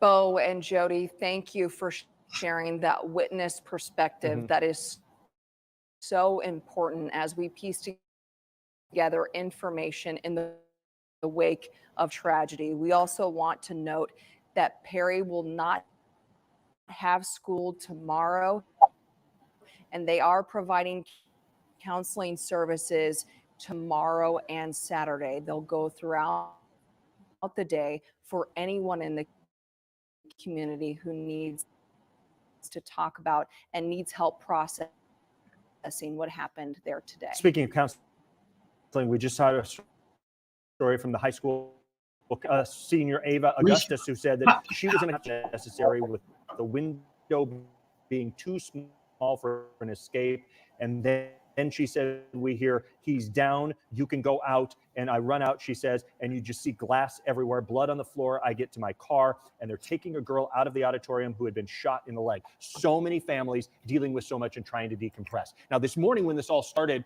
we saw clouds over Perry, but we have to address the weather because John Rivas is Jojo Frost says, taking why over do the next shootings have couple to of days. We need to They figure out what's going on both happen today because and other down the kids road, bully John. other What's going kids, to unfold in the courthouse? and sometimes in life, the kid that's being bullied every day for years is already mentally unstable, and they just wake up one day and they're like, I've had enough. And they choose to get their dad's gun and take it to school and handle business and end things, because we live in a society to where teachers and peers want to get on TV and talk about how, bullying is important to stop and how it's an issue and how they care.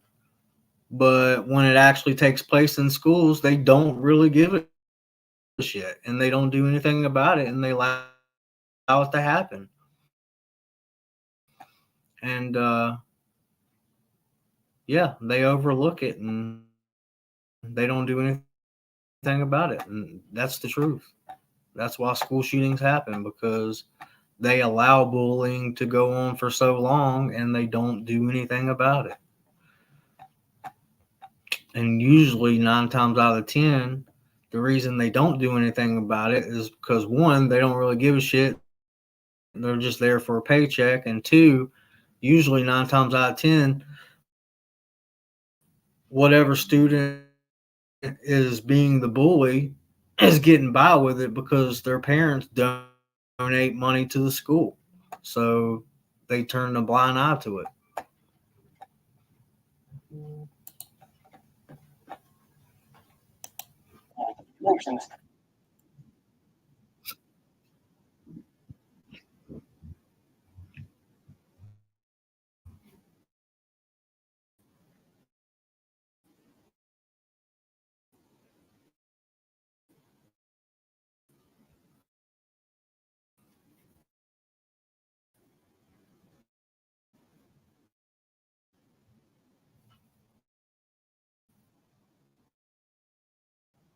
That's right, Six Pack.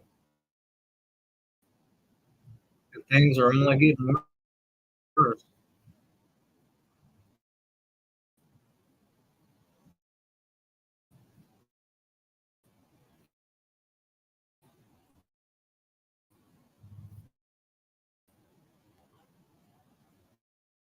Yeah, that's true.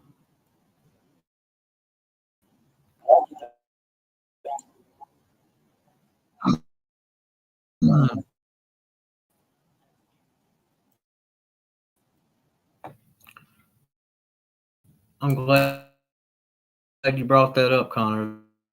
That is true. Connor says, didn't they also take one of your videos down because you did a video with a hand? Yeah, I got in trouble on my old channel because I posted a video to go to the hospital, and YouTube said that was too graphic, to be honest.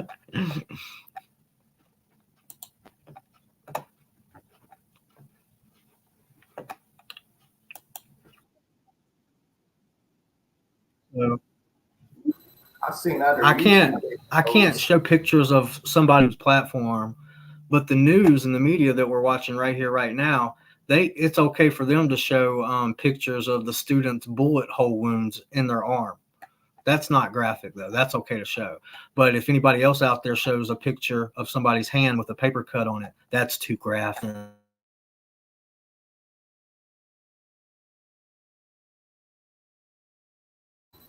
Okay. I've seen other YouTube videos where I've seen heads hacked off, people going at it and everything. They still up.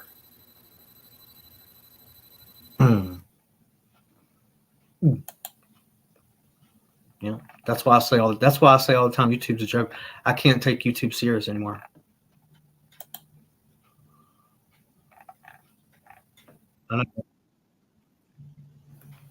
What'd you say, buddy? What'd you say?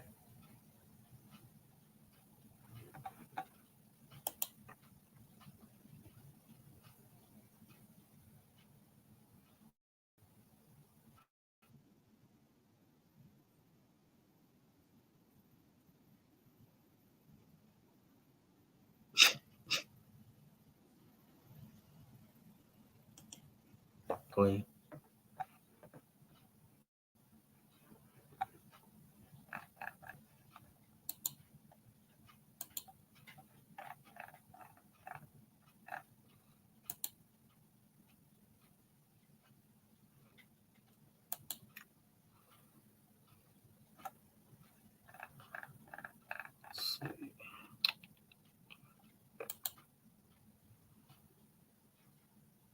There we go. All righty. Go back to the fireworks.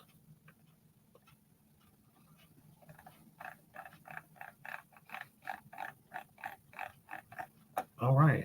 That is it for today. I will try to jump back on a little bit later. Hit that thumbs up button.